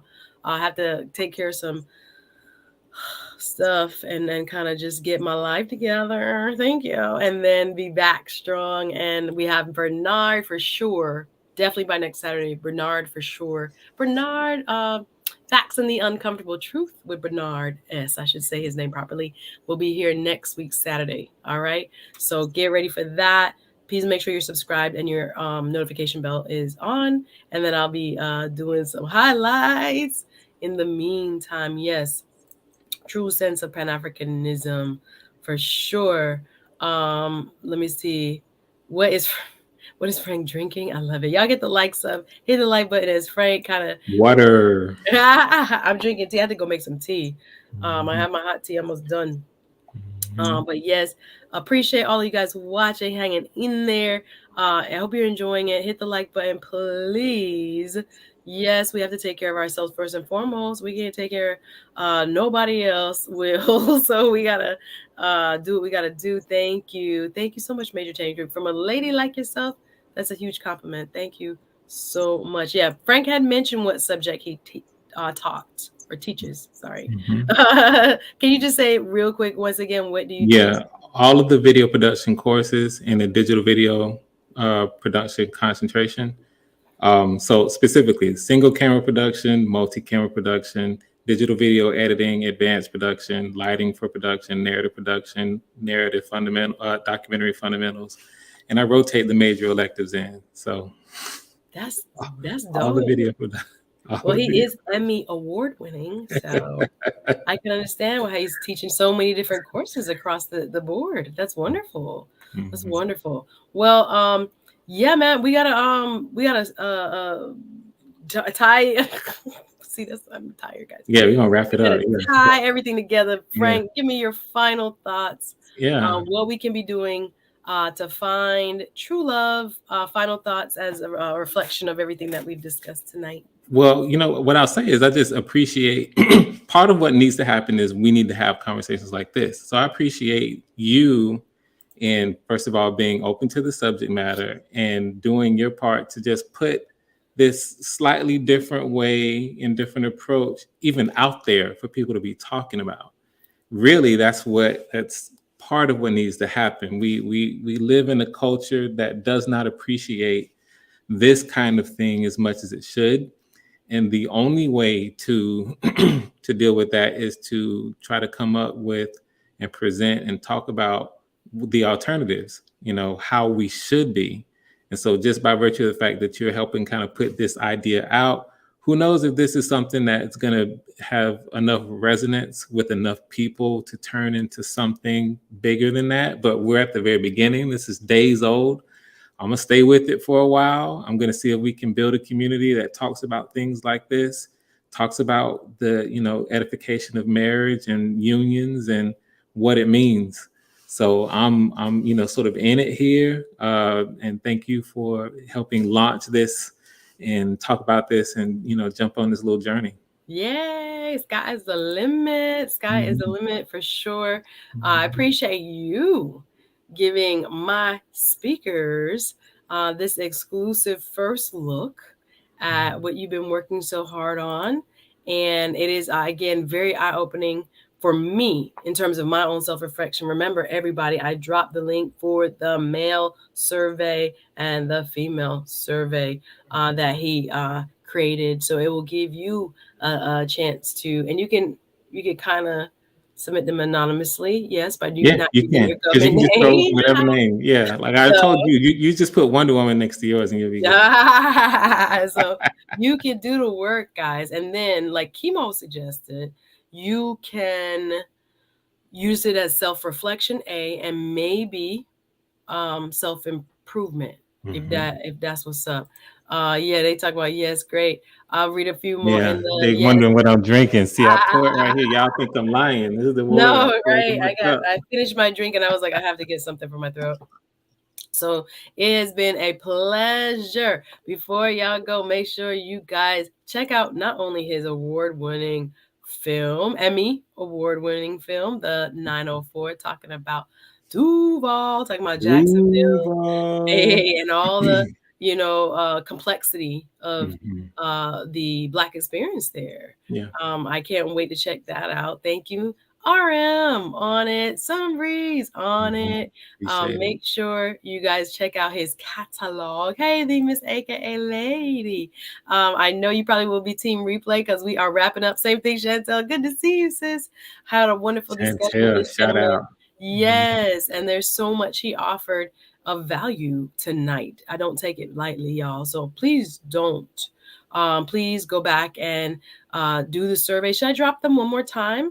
Let me drop the link. Here is the survey link for women. And he is, again, offering this exclusively tonight. So Frank Goodin's 5-star. Honored to do so. Frank's 5-star dating quiz. Oh, 5-star, I get it right. 5-star dating. Let me type it in right. Dating quiz. When you're ready. I am excited that you guys have this as an empowerment tool, honestly, because we have been talking about this. One is the link for the women. Just drop one more time. And then let me drop the link for the men. And I appreciate y'all. I really do appreciate y'all. I hope you enjoyed and you see the value because we've been talking so much about how the selection process is what trips us up the most. Having issues selecting with, good intent, purpose, longevity in mind as opposed to ephemeral short-livedness of what is fleeting, beauty, phase. Look like, all of that is fleeting. So we want to help us all, me and Frank included, with the selection awareness. So it starts with self-awareness. And we're going to move forward from there. So y'all can know who you are and where you may need to improve. And then here I just dropped the men's link. So I want to thank everybody. Thank you, Chantel, for coming through, showing some love. I appreciate y'all. All that just came. No worries. We are here. The replay is ready for y'all to roll. And I appreciate you guys. And I hope, you'll support what he's doing by taking the surveys so that he will have the opportunity to kind of start looking at what data, is out there. What do we say we want and who are we really? If you are honest, be honest on these things, y'all. Be honest. So yes. So the dating, 5-star dating quiz, please go and check it out. I've dropped the link. Copy and paste it now, y'all, from in the chat. Thank you. The Work From Home Atlanta says, the Work From Home wife of Atlanta says, great show. Check out her channel, y'all. And thank you again, Miss AKA Lady. I see you. I know it's time to hit it. And thank you to everyone who supported the stream tonight. Thank you so much for your generosity. I appreciate you guys. Come back. I don't know when, but probably definitely next week. I'm taking a small sabbatical, so I'll be doing a couple of short highlights. Y'all check out the highlight reels because I know you haven't seen all the shows. So you can come and watch some of the highlights as I do a couple premieres until I see you again. So I have a conference I have to go to Saturday. So no show Saturday. And like I said, I know Uncle Stu, we had said next week. So I don't know if that'll be Tuesday or Thursday. And if not, for sure, Bernard, Facts on the Uncomfortable Truth, will be next Saturday. So yeah, your girl got a lot on her plate this week, y'all. So I'll miss you on the lives, but of course we're gonna have content for you for sure as we prepare and come back strong, right? So yay, Major Change Group says I enjoyed this. Thank you. You're welcome. Thank you. Thank you for your support, sis. Andre Terry, thank you. Sweet dreams and much love. Thank you so much, the Miss Creative. Says great show. Appreciate you, all of you for watching. You guys are awesome. You know that. What was the ones for? I saw ones in the chat, but I didn't know what the ones was for. That's why I ignored it, Ace. Can I mention, for those that want to go even a little bit deeper on it, I'm about to go live after you. Oh, you are? So can I mention? Yeah. So like, I'm going to talk about some of the things for people to do it. So, you're welcome to come over and join.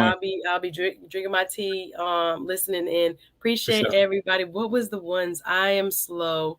I was not looking at what I saw a bunch of ones and I was like, why is everybody dropping ones? I might be behind, but anyway, appreciate you. Thanks everybody. Hit the like button on your way out. Have a great night and I will see you guys soon enough. All right. Very soon. Thanks for watching. Thank you again, Frank. Appreciate you being here. Have a good night. Everybody. You too.